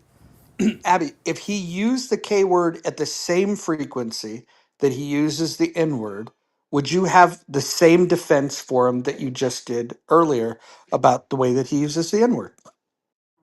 I specifically okay, so let me back up and say that when I'm in spaces with him, I have heard him use it. I've heard him use both words and I've said stuff to him. I don't like hearing either. It's just it's not something I'm comfortable with. I usually if he's in a space doing that, I'll leave the space because I don't like hearing it. I'm not Answer the comfortable question, with it. counselor. I'm answering the question. I leave the space when I hear it. I don't like it, or I'll call him out, which I've done. So to answer, I'm not comfortable with it, and I've said stuff when I hear it. I've said stuff to him. I'm just all I was pointing out is there's people that are that really are a danger that are on the app, and I think No, nobody's doubting that. Nobody's doubting that. In that fact, needs to be yeah, called out when yeah, that happens, and they yeah. come in our rooms. Well, hold on. There's no doubt. There's a fucking room on this app where they sex traffic and they plan for terrorism. And there's even a person that's in this room that agrees with all those people. I agree. There are levels to this, and I agree that there's people that are far worse than Pepe. But something tells me, Abby, that if the ratio in which Pepe uses the N word was used with the K word, because he probably uses the N word, I would guess like a multiplier of 100 times that which he uses the K word. If he was to say the K word, I would imagine because of the work you do and because of your community, my guess is that he would bubble up as a bigger concern than what he is. And I'm just curious, like, why can't we hold a standard where, when people are utilizing and again, if they want to use it in their room, dude, I am free. I'm for free speech. Like, I don't want the government to shut it down. I wouldn't even want Clubhouse to shut it down. But when we have a space and we have a preference of who we want to hang out with and the kind of language that we want to use, you would agree that that coming into this space where if somebody uses the K word, they're automatically going to get removed from the room. That's a preferable position than to be in a room like Chillism where it's freely allowed. That's all I'm saying. And it was weird to me to hear you defend him because he's not out there with with a noose and hanging people. Again, I will repeat, when I've heard him say it, I've gone on the attack. I've also left the spaces when he uses those words. I don't want to hear them. And he'll tell you that I've gone at him for both words, but I'll usually at this point, I just leave, I push the leave quietly. I don't want to be in the space. But I don't know how else to say this to you. I've called him out on it. He knows I've called him out on it, and I'm not comfortable with it. All I was saying is when I'm looking at someone who really has deep hatred and acts on his deep hatred, there are people on the app that are of are of great concern to me. Great concern. Um, and I think that they should really not go unnoticed. That's what I was trying to Roger, say. I think you I got would a look if question. you saw like in. Okay, so I think you understand that like when I'm in your room, when I'm in like Gary's room, the guy who I forget the name, the debate lounge, I forget. Critter- Like there's a bunch of different spaces. People they're often like perplexed because like when I started like venturing out of like doing my own rooms, when I wasn't expecting, because a lot of a lot of the large black content creators, they'd bring me on their stage with the expectation that I would be Pepe, and I would basically rile up their audience and all of that. But then, as it's obviously been kind of a dying app. People just see me like having normal conversations. I don't do my like little troll. I'm not in character, and like largely, Abby and I have been in spaces I'm not running. She's been in my spaces for sure. I generally really have like, and it's very hard because I have to tone down my language when there's people like her. There are people like Norm. yeah, Norm. But then there's who is the black guy? He's like a communist. Malcolm Speaks. Like I would have to make sure that no black person said the N word. He just did not tolerate it. I would have, and of course I could. I'd really have to correct my tone, and so like it was a balancing act. But I would say this: why don't I say? Why have I've called one person the K word on this app, and he was a guy that I liked for the most part. I just got like really heated, and he did too. But Jews are not like attacking white Gentiles on this app, calling them a bunch of fucking names, saying how they're horrible, they're parasites, they're cockroaches, they stole our inventions, they did all of this shit. They're not Jews are not attacking us. There's not really a reason for somebody like me to really use strong language with them. Because I Pepe, don't have to be put on the fucking defensive with them. Pepe, Pepe, uh, I would encourage you. I don't judge you at all. I'm just debating you. I'm not judging. I would encourage you to refrain from using these kind of words because you may find something much more powerful within yourself that would be a contribution to society.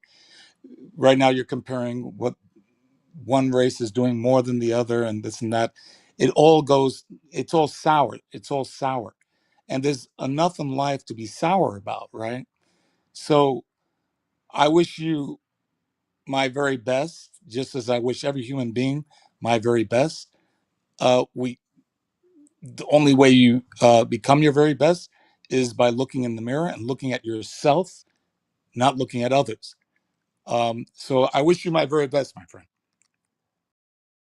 I appreciate the kind words, So and I do agree that ultimately my life's outcomes are up to me, not other people. And I think we kind of disagree, at least when it comes to. I do think that people like me somewhat serve a purpose. Definitely not a savior or anything like that. I do think I've. You could even say I'm somewhat of a net. I might be a net negative, like with the way I would entertain and myself and other people and troll. But I do think at the end of the day, like there is a lot of like there's been so much like unfair rhetoric that's been coming from the left, like anti-American, attacking our culture, the racial majority, our religion, our sexuality, So would all you of this argue stuff. that saying the N word is defending your culture? No, I'm not. I never made that argument. Well, then what's your point? Because the whole Well, I would topic was say, your defense sure, of saying the word. sure. Like, why is that so important to you? Out of all the things that It's not important. some people want to help animals, some people want to go and fucking plant trees. Like everybody's got like something that they care about. My curiosity is why does somebody care about defending the right to say the N word? So Oh, sure. On a scale of importance out of 1 to 100, that's like a 1. You asked an opinion saying the N word. I think it can be an accurate descriptor of certain black people, just like white trash is a accurate depiction of certain white people. I personally, I don't really give a shit. Do I think that in certain spaces you should be allowed to say it? Absolutely. But what I never told you, Roger, is that you should allow it in your space. Chillism allows it. That's fine. But I never said you should allow it. And so at the end of the day, do I think it's at least important enough that, and you even agreed with this, Roger, that other spaces should be allowed to say it. You said yes, that the government should not stop them, and ideally Clubhouse. We are on the same fucking side. I don't go into your rooms dropping the fucking N bomb. I didn't go into Nelson's spaces. I don't go into other spaces dropping the fucking N bomb. Like, I know this isn't Pepe's stage. They have rules. There's a certain amount of decorum that is required in their room. It's not the Pepe show, so I need to keep my thoughts to myself if they're like out of bounds, at least when it comes to their rules, and I'm fine with that. So I just want to say real quick. So this whole Pepe and the N word charade thing we've been doing for a couple of years on this app, like I've made this point in the past with regards to like Pepe and Pepe's value, right? So Pepe is one of those people that serves as like a breath of relief for us brown people because he is so open and explicitly racist that we don't no longer have to sugarcoat around the fact that people like Pepe and people like who think like Pepe still exist in this country. It makes our life so much easier. I encourage Pepe to keep doing what he's doing because it is a value added to the American society that we need to have these reminders because people will just say these stuff behind closed doors and then we have to go out of our way to prove that people like Pepe still exist in this country and hold significant amounts of sway, right? And so I encourage Pepe to keep saying the N-word, to keep hosting his rooms, to keep throwing trash at black people because we need people like Pepe. It makes life so much easier instead of the passive aggressive white people who will just casually talk shit about people of color in their little passive fucking tones. People like Pepe are important. We need honesty. I'm done. ¿Por qué no te calles, maricón? If we can get two more votes, we could take this So poll down. Hold on, wait, John. Just hold on one second. We want to get two more votes so we can get to 100 votes, and then that will be the official result. Oh, we need one more vote. We're at 99. Oh, I Before you forgot. Can vote, I say can something else, I Roger? I give it just forgot to my total last Nathan? point. Is it okay if I say it? Oh, Go right ahead. I actually I at first I was like, is Pepe actually racist? And then part of me was like, maybe he's just an emotional manipulator. He enjoys the satisfaction of playing with people's emotions and toying with them and seeing if he can get a response from them. And then I was thinking, why would someone do that? And then I realized Pepe probably doesn't get a lot of attention in his real life. That's all I have to say. Oh my God! Just because I said in Spanish, you had to say that. Wow. Well, You know, I like you, Pepe, but that's just my honest opinion. one thing about Well, hold Clubhouse. on, guys. Hold on, real quick. We still need one more vote, and I just want to say that that both of you have violated rule number 10, which is English only, please. So, thank you. One of the things about Clubhouse is uh, it's not a good representation of black folks in America. It's actually a bad representation. There's a lot of ghetto ass folks on this app vis-a-vis the real world. So I just want you to know that. No, I agree. I've never, I went to school with black people. Was friends with black kids when I was growing. I'm gonna admit I didn't as an adult haven't had many black friends. Shocker. Well, a lot of them were, I would say I've actually more Hispanic. Most of my friends have been Hispanic, even in comparison to white people. Not to say that they're interchangeable with black people, but I but with that being said, the black people I would encounter in real life, there was some I would notice some things in the black community where it's like, well, they're going to have some fucking problems, but the my coworkers and the people I would go to school with, my neighbors, they were not a problem. I didn't really. Most of us don't really think about this shit. I think in the real world now. What I say, like when I started working from home during the pandemic, and then I was bored and I could waste hours when I should have been working and doing a lot of stuff, online. And of course, I started doing this social media shit like 5 years ago.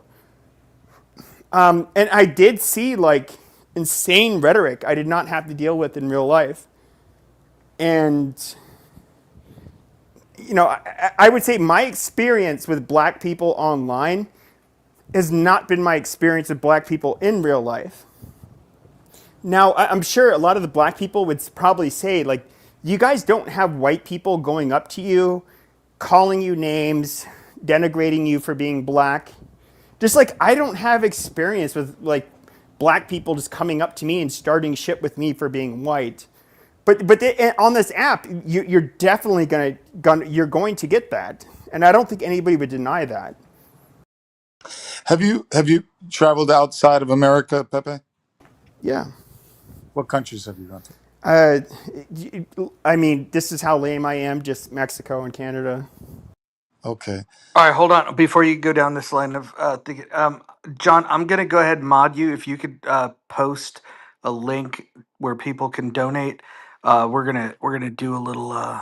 We're gonna get people to donate here in a minute. Hold on a second. Oh my Time out. God.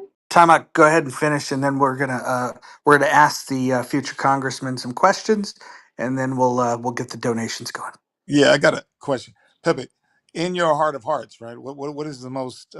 If you lived in a perfect world, what would be your main goal in life for people?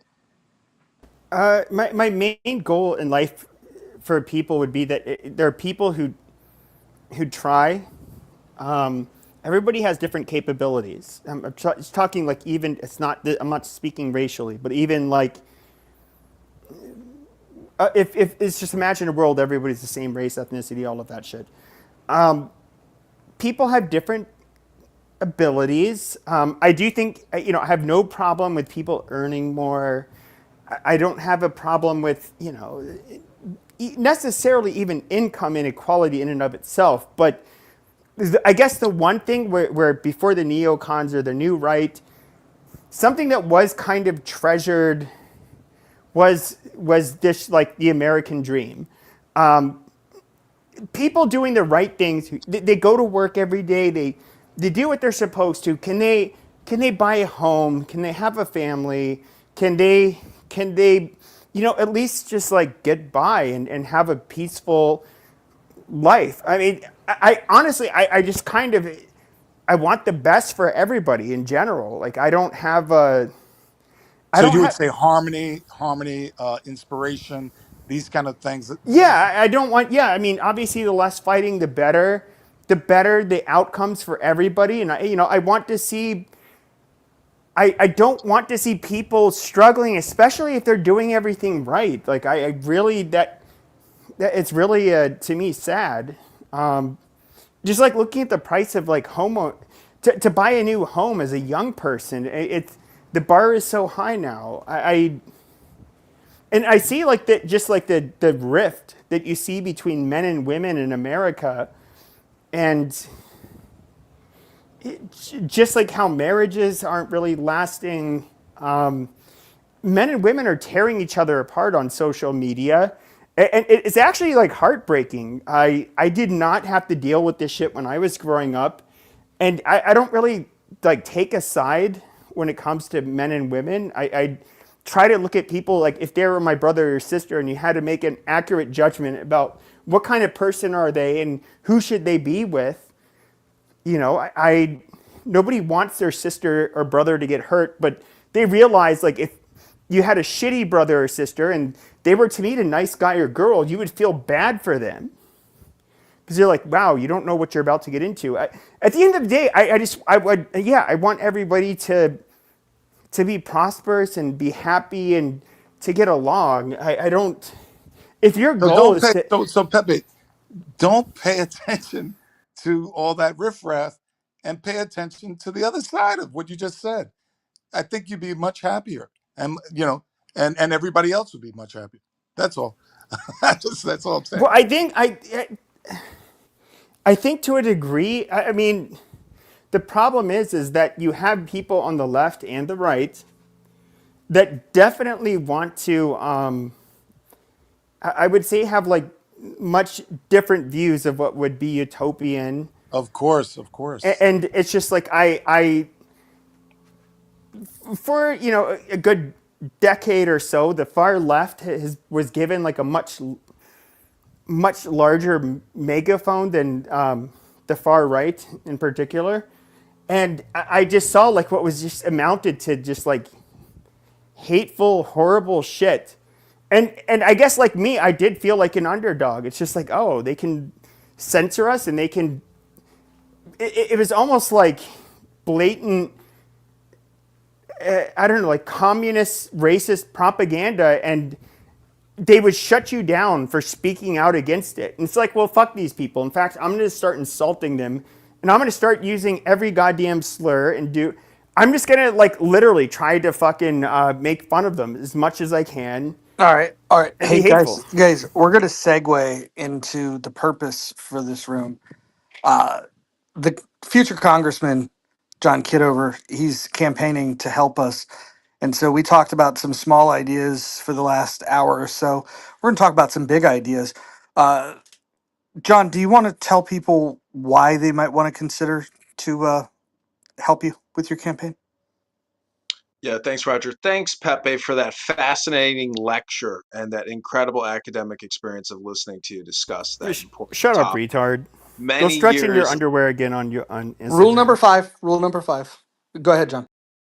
So many of you know me. I've recorded many of you. Pepe is in many, many, many of my recordings, an unbelievable number of recordings because he has so much to say and he has so much fun here on this app. And I have enjoyed filming him and recording him for so many years.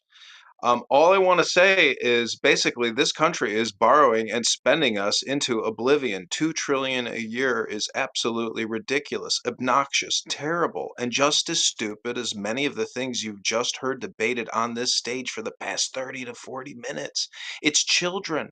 These are incompetent fools who keep getting into office because the voters are incompetent, brainwashed, and completely propagandized to vote themselves into an economic oblivion. So I'm running here as a Clown House user just like you. I'm fully transparent. I record myself, as Pepe said, in my underwear doing yoga while listening to you waste your time, have heated conversations in a road rage fashion just for entertainment purposes. But you can click the link above if you've enjoyed me or maybe some of the things I've had to say or some of the interesting conversations we've had or some of the videos I've recorded of some of the Clown House funniest and worst comedians who don't even know they're comedians and jokers. They actually take themselves seriously. But click that link above right now, 10 not 11, 10 not $9 to contribute to the campaign to elect John Kidover in the 16th district of Illinois. We are fighting a dragon known as Darren LaHood. As Abby stated, he's a very powerful congressman who's been there for 10 years. And over those 10 years, each year through HRX, he has caused over $2 trillion in debt. So 2 trillion times 10 years, that's $20 trillion in debt. $20 trillion. That's a lot of money. So if you want to drive this annual deficit up to $50 trillion by 2050 or 2035 and have nothing to show for it, keep voting for these frauds in Congress and in the Senate. But again, I'm fully transparent. I'm running as a Republican. I've run as a committeeman before in Illinois, and I had to fight the Illinois GOP and Chicago GOP. It's not pleasant. They're not an inclusive group of Republicans. They're not MAGA. They don't show any support for Trump whatsoever. When Trump was running, they didn't hold one Trump event. I never saw a Trump flag, poster, sign, or even a kind word for Donald Trump. So if that tells you the type of Republicans I'm running against here in Chicago, that's the type I'm running against. Thanks, Mojo, for putting this together. I'm complete. And if I can answer any questions, or if you want to hear more interesting debates and conversations, I'm down for that too. Yeah, so he's going to stick around and answer questions, but before he does, I just want to, make this appeal for those of you that are believers in a deity, deity of choice. I don't make any, I don't discriminate here. Um, I'm just going to ask you to prayerfully consider before you click on that link up above. Just say a prayer.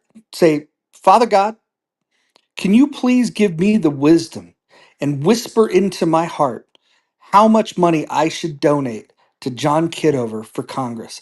And I want you to listen to that whisper, that little whisper that whispers to your heart that tells you how much money you should give. Your deity may say give $0. Your deity may say give $1. Your deity may say $10. And if you're prosperous and your deity believes in this cause and believes that this is your calling in life, he may tell you to give a little bit more. But I want you to listen to that voice, say that prayer, listen to the voice, click the link, and do the right thing. God bless. Jesus gave me the sharp. I did your prayer, and Jesus gave me the sharpest pain in my butthole I've ever felt. And I'm just guessing. I'm not. That means no. I'm telling you, if it doesn't work out in Chicago, consider coming on down to Southern Illinois. You will see a whole different side of the state because down here it is like a sea of Trump Poverty. signs. Yeah, it's bad, but I mean, there's a lot of Republican support down here. I mean, it is the economic disparities between the North and the South of Illinois are drastic. Like the South is basically Kentucky. It's really bad down there. I would just keep driving till you get to Tennessee. Yeah, I mean, I told last night saying that if it wasn't for Chicago, Illinois would be deep red. Yeah, it's the truth. That's almost every state. You take I out got a the metro question for city, Necro. and I got a then it question becomes a for red Necro. state. Hold on. I got a question for Necro. Necro, if you were to stack $100 bills one on top of the other, how high would it be if you stacked it $37 trillion high? Any idea? Uh, yeah, so given that, like, a dollar bill is like 0.00001 Mm-hmm. like Mm-hmm. centimeter. Mm-hmm. So So $100 bills stacked one on top of the other, 37 trillion. How high is that stack of $100 bills? Because that's the debt. Can you go ahead and tell me how high it would be? uh it would probably go above my house. Yeah, you know how high it would be? It would be 25,000 miles high. 25,000 miles high. That's the circumference of the earth. That's how much debt we have. And there's only one person that's committed that if we get him on the ballot, he's going to do something about that. If you think that that's a crazy number, by the way, that's just the debt. Imagine the unfunded liabilities. I haven't even done the math on how tall it would be if we count the $100 trillion of unfunded liabilities. We've got a spending problem. We've got a borrowing problem. John wants to fix that. How much is that in pennies? How big? How far will that go? There's not enough Higher. copper in the world.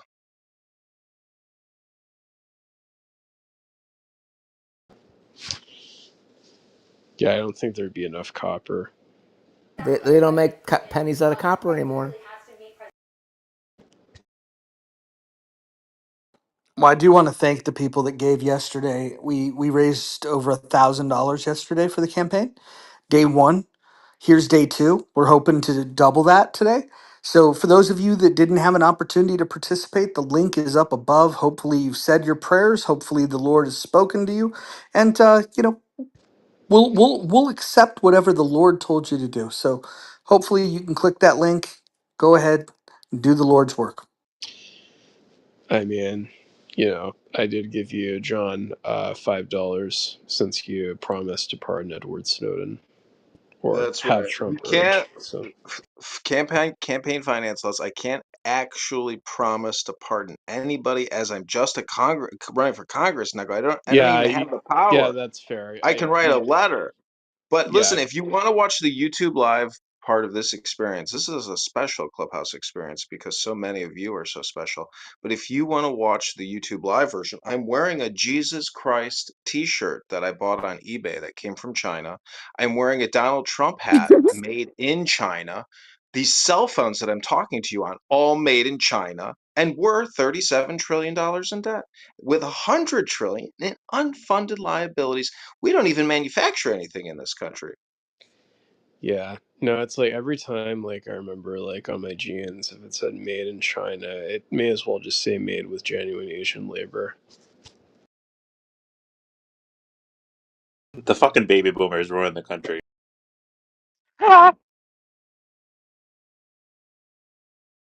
The amount of overconsumption we have in this country, like the amount of shit that people have. Like I literally see online people having like 80 to 100 perfumes, bro. Like just stacked. Like I'm just like it amazes me how much shit people buy. That's just so cool. No, it's just like like with boomers, it's just like they just want to go back to the good old days, where Yeah, but like they where can't go back to the good old days because they're too old and they can't yeah, surf and do the cool shit they did because they're in good like old. wheelchairs and not very mobile. But I do want to ask you a question, Mr. John. What will you do about the Epstein files? How are you going to release those? What are you going to That's do, what I asked John? him last night. I didn't get a clear answer to that, He's so gonna Are write a you going to give letter. a clear answer, fuckface? Otherwise, I'm going to tell people not to donate money to you. Well, Pepe, you've just violated one of the in the muff rules. I'd like you to click on the house, read the rules, and tell us Eat a dick. which Answer the rule question. The you just voters want to broke. know. Okay, then the next question I'll ask you, Pepe, is what is 232 times 1,000? 232 times 1,000. $232,000. $232,000. Listen, ladies and gentlemen, Pepe is a boxer. He's had his head bashed in multiple Answer the times, question, fuckface. very Answer the bad question. TBI. Don't Just dodge. wanted to Don't confirm. dodge. Don't dodge. Just wanted to What are you confirm. going to do? What are you going to do to release the Epstein files? Can I ask you? I want to ask a question to No, I Pepe. want That's him to as answer. What is he oh, going to do to release the Epstein No, I okay. files? can answer his question You are very hyped quickly. up. Bima, let me just answer his He question. has to be You put go under to pressure because he's somebody running for office. He needs these questions to be asked to him. Listen, Pepe, I've retweeted Thomas Massey's posts on X where he's bringing victims of Jeffrey Epstein. I think 6 or 9 of them. So getting justice for these victims is extremely important. And if you want to focus on the espionage aspect of Jeffrey Epstein, the I United don't know States. if there's espionage because it's not released. I asked what you would Well, do for look the to Bill files. Clinton, look to Bill Gates, who's giggling on television about how he's dead now in prison. So, I guess he can't answer any questions. Don't ask a guy running for Congress in a district in Illinois when your country's $37 trillion in debt. You need to stay focused and know that, there's very little I can What are do you going other to than do for that encourage. $37 billion or trillion? Excuse me. That was two word farts in a row. Million, billion, trillion dollars in debt. What are you going to do to lower that debt? Sorry, I wanted to see if Hakima was here because I promised I wouldn't say the word ask. So I just wanted to confirm it. Yeah, okay, but I asked you, like, what are you going to do to lower our $37 trillion deficit? How are you going to, do that? Yeah, no problem. So we spend $7 trillion a year plus, okay? 7 trillion a year plus. We take in 5 trillion through the IRS and the Treasury annually. So that's a $2 trillion deficit. I would propose that the smart thing to do would be to immediately cut Medicare, Medicaid by about 1 trillion, Social Security by about 250 trillion or 250 billion. Uh, no, not 200. Yeah, 250 billion. Anyways, I'm just suggesting that we cut the national deficit 100% and bring us Amazing. back to So you want to cut 5%. the geezers that have had to these, was it the 1940s when this was I forget when it was the when I think it was Roosevelt who ended up putting Also, in. don't forget the NDAA, Pepe. We got to cut Okay, that but trillion these dollar old annual geezers who were budget down told to like we're 750 paying into billion. Social Security and they were going to get these benefits. Like I hear you, for Pepe. We've been 25 years at war. You think after 25 years at war and a massive pandemic okay, you didn't let me scandemic, finish my the question. American people aren't going to have to tighten up their belts and say, you know what, we've been through a lot. I guess No, but maybe I'm we should talking try to about the start old people saving who some can't tighten up their belts because they're about to money. die. Pepe, the point They is paid stop into they but they borrowing, paid into stop it. spending. No, I Stop get it. I get it. borrowing. I talk to you all the time, Pepe. I'll keep talking over you. Stop borrowing, stop spending. Repeat it after me, Pepe. Stop borrowing. Say it with me. We agree. Stop borrowing. Say it We with me now, agree. Pepe. Stop borrowing. Stop Say it borrowing, with me, stop Pepe. spending. Stop borrowing, stop But when spending. they pay Stop into it, borrowing, they get stop what they pay spending. for. Do Stop you get borrowing, but you stop do spending. agree. You do Stop agree that when borrowing, you stop. pay It's the mantra, everybody. when Say it you're with me. sold something and you're Stop told to pay borrowing, into stop. it, you get what you pay for. Stop borrowing, So stop spending. these Stop people should get borrowing, what they pay stop for. spending. Stop borrowing, So stop you would have to spending. make changes Stop to borrowing, future stop spending. generations. Let's just be Stop borrowing, honest. stop spending. John, Stop. Say it with me, John, everybody. John, Stop you don't need borrowing. to John, embarrass yourself Okay, yeah, anymore. okay. I guess nobody likes to do mantras. I like mantras for yeah, your mantras relaxation are making purposes. me like My literally. I would mantra as support a if congressman Paul Pepe, Pot candidate came is back to Earth and he's stop like, "I'm borrowing, not." stop He's like, "I'm spending. going to kill you. I'm Stop going to make you face a borrowing, vice stop party. Go spending. ahead. Oh, you wear Stop glasses. What? borrowing, Okay, my stop spending. face the party field. Stop Okay, I go borrowing, ahead and shoot you in stop the face. spending. Okay, Amazing. everybody. I'm just gonna say it one more time. And I talk to Pepe all the time. This is why I've lowered my volume and I'm just gonna continue to talk. Stop borrowing, stop spending. I am complete. No borrow, no spend. I go ahead and shoot you in the back of the head. My party. Thank you for our problem solved. So every time you say that, John, I'm less likely to vote for you because Yep, it not is a voting. valid question from Pepe. yeah, That's And okay, John, I'm I not just mother. want to happy say about it. That's I'm all really right, mother. Go regretting, ahead, Necro. John. I just want to say you're really making me begin to regret giving you that money last night.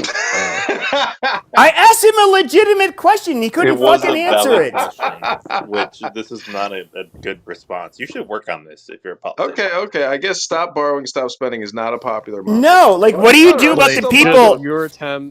your It's attempts my not. to Listen, this clip has been Your playing too mantra much. to sucks Next year, evade this will be dick. my answering #1 clip. You Your to guys evade mantra stop makes. answering the borrowing, stop question is spending. really embarrassing, to be honest.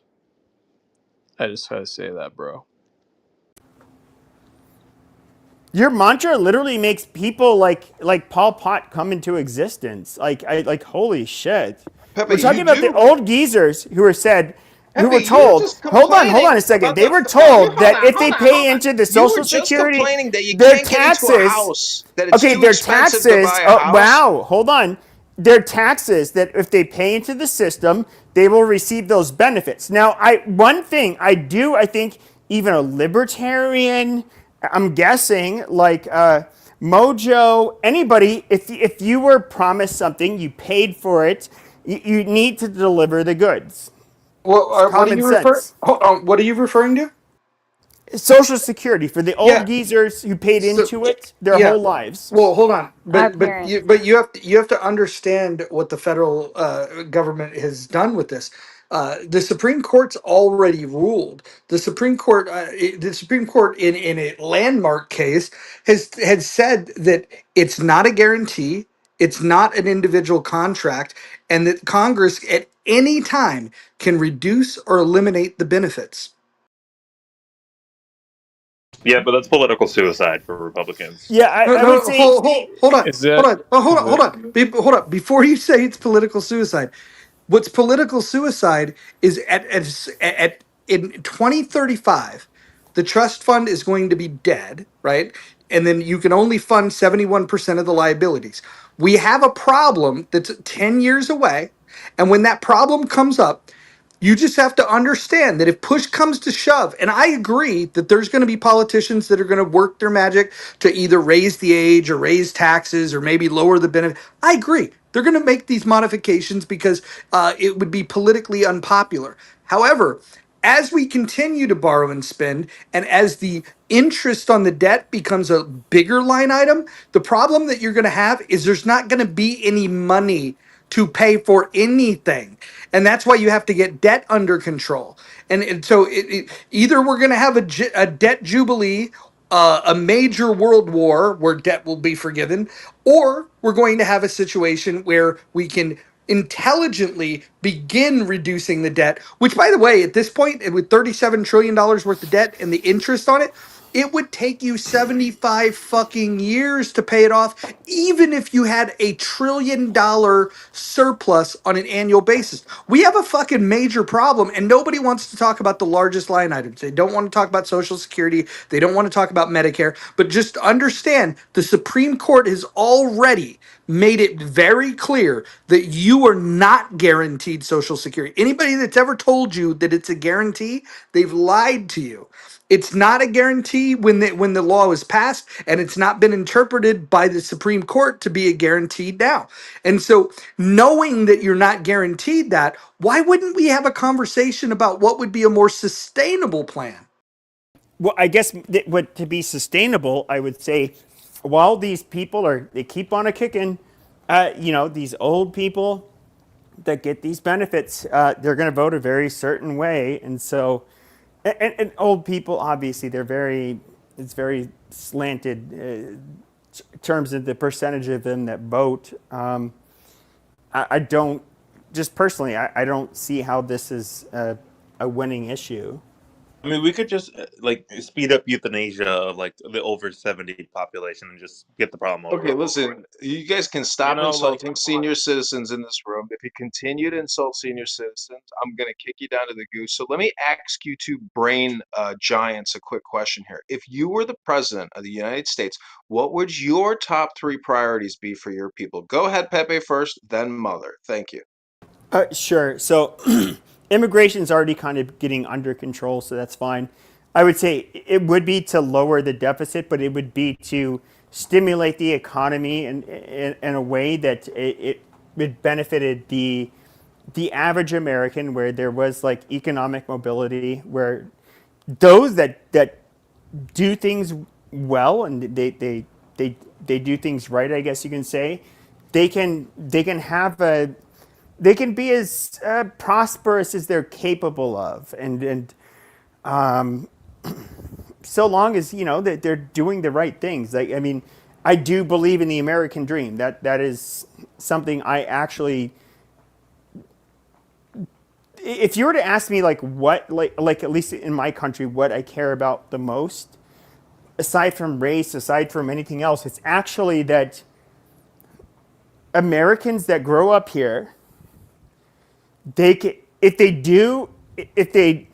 they play by the rules, they do what they if they do what they're supposed to, they can at least they can at least have a good standard of living. And I You got think like 30 more seconds, Pepe. yeah, sure. So there's obviously some people that are far more brilliant and innovative, and they're going to bring a lot more value and money, and they're going to hire a lot more people because of their, the companies they start, which is a net positive. I'm all for that. At the end of the day, I want what is best for America. all right. Go So my ahead, turn Mother. now. It's your turn. Okay, so the number one thing that I think is the biggest threat to this country is our reliance on China for basically everything in this country. I would reshore most of our at least high priority supply chains back to the US or countries who are favorable. The second thing I would do is America's infrastructure is going to shit very, very quietly, right? Like some states are like a lot of these bridges are over their lifespan in like significant portions of the country. You have just shitty infrastructure in the U.S. has been built since the 1950s that has not been addressed by either party and just keeps pushing the can down the road. We need like trillions of dollars in domestic investment in our own current infrastructure. And then the third thing I would focus on Actually, U.S. healthcare, I think, is a disaster. Like I know Obama tried to do some patching with Obamacare, but that didn't really work out super well. So there's got to be a revisiting of how healthcare is done in this country, or maybe shifting more towards a preventative model. But that's going to be difficult to push politically. But those would be my three priorities if I was president. What about you? Okay. Why are you asking I'd us like these to. questions? Shouldn't that Okay, be hold your on a second, question? mother. Hold on a Where is second, your mother. response to Go on this mute, question? mother. Go on mute, mother. I'd like to point out to everyone on stage as well as the audience that neither Pepe nor Mother said that the government should stop borrowing or spending money. Never heard it come out of their mouths. And in fact, if we were to do a compression of what they just said, or even repeat back what they just said, I don't think anybody on stage could even give me three things that they just told us. Maybe Fuck you, one. asshole. I think we should borrow less So money shouldn't and we should should lower our deficit. Eat a dick. I did not so say we should like so continue to borrow. So last I checked, Pepe and I weren't running for office. So the one who should be answering this fucking question is you. Listen, So so gentlemen, so I so will refer you back to the rules. If you use profanity one more time, this is your final warning. shut You up, will you be Suck my banned. fag. fucking dick. Okay, okay, gentlemen, you're going in the goo. I would like Bitch. to say, I Audience. would like to say something if I Pepe, could. any final insults before I put Ah, you in the okay. goo where you belong? Go ahead, Yep. Pepe. Yep. Fuck you. Suck my dick. Okay, moving to the audience. There you go. Little, go back to mommy. I just want to quote Donald Trump. Go back to mommy. Go to the goo where you belong. Okay, who's the next speaker? Go ahead. Yeah, I don't wanted to. I just wanted to ask a question. If that's cool. When we are accounting for the deficit, the debt that we're in, are we making sure we're accounting for the fraudulent spending that's also being done, the fraudulent part of our spending in this country? We're accounting for that, right? Yeah, Doge. You can go to Doge on X right now and view almost $750 billion of fraud, waste, and abuse.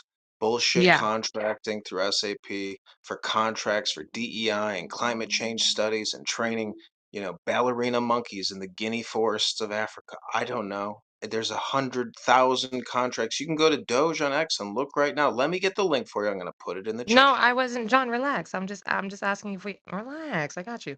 I'm just saying that when it comes to, because I work in Medicare, and Medicare is very obviously very complicated. The entire healthcare system is very complicated in the US. But Medicare is much, much needed for these seniors, man. Like I don't care what anyone says. I believe there needs to be more regulation on fraud in Medicare because the DOJ just arrested over 300 people for $14 billion in intended loss. And I mean, like, primary care is charging for procedures that never happen. People getting access charges for things they never got, medications, referrals. And it's so to me, when I think of the cut in Medicare and Medicaid, it makes me nervous because we need these things. I feel like we need to spend more money on the regulation aspect of how these funds are being distributed because we still got dead people getting Social Security and Medicare. Dead people still getting Medicaid. It's a lot of waste and loss, but I feel like cutting funding, I feel like more like allocating the funds to more regulation rather Got it. than cutting the funding. Pockets, can I say something to you? You have to really, people don't understand the difference between what Medicare is and Medicaid, and they're completely different, and people conflate them often. And the cuts that we were talking about that just got passed were really dealing with Medicaid. And I think you make a really important point. And I think that I know doctors that have been locked up for Medicare fraud. And I absolutely agree with you. Um, and I have a friend whose mom just passed away, and they have a huge malpractice lawsuit now. Well, one of the reasons is the doctor performed additional procedures in terms of upping the billing on the when she Yeah. was on Medicare, exactly what you're talking about, but now it's backfired on him because she died as a result of it, and he'll now lose his license.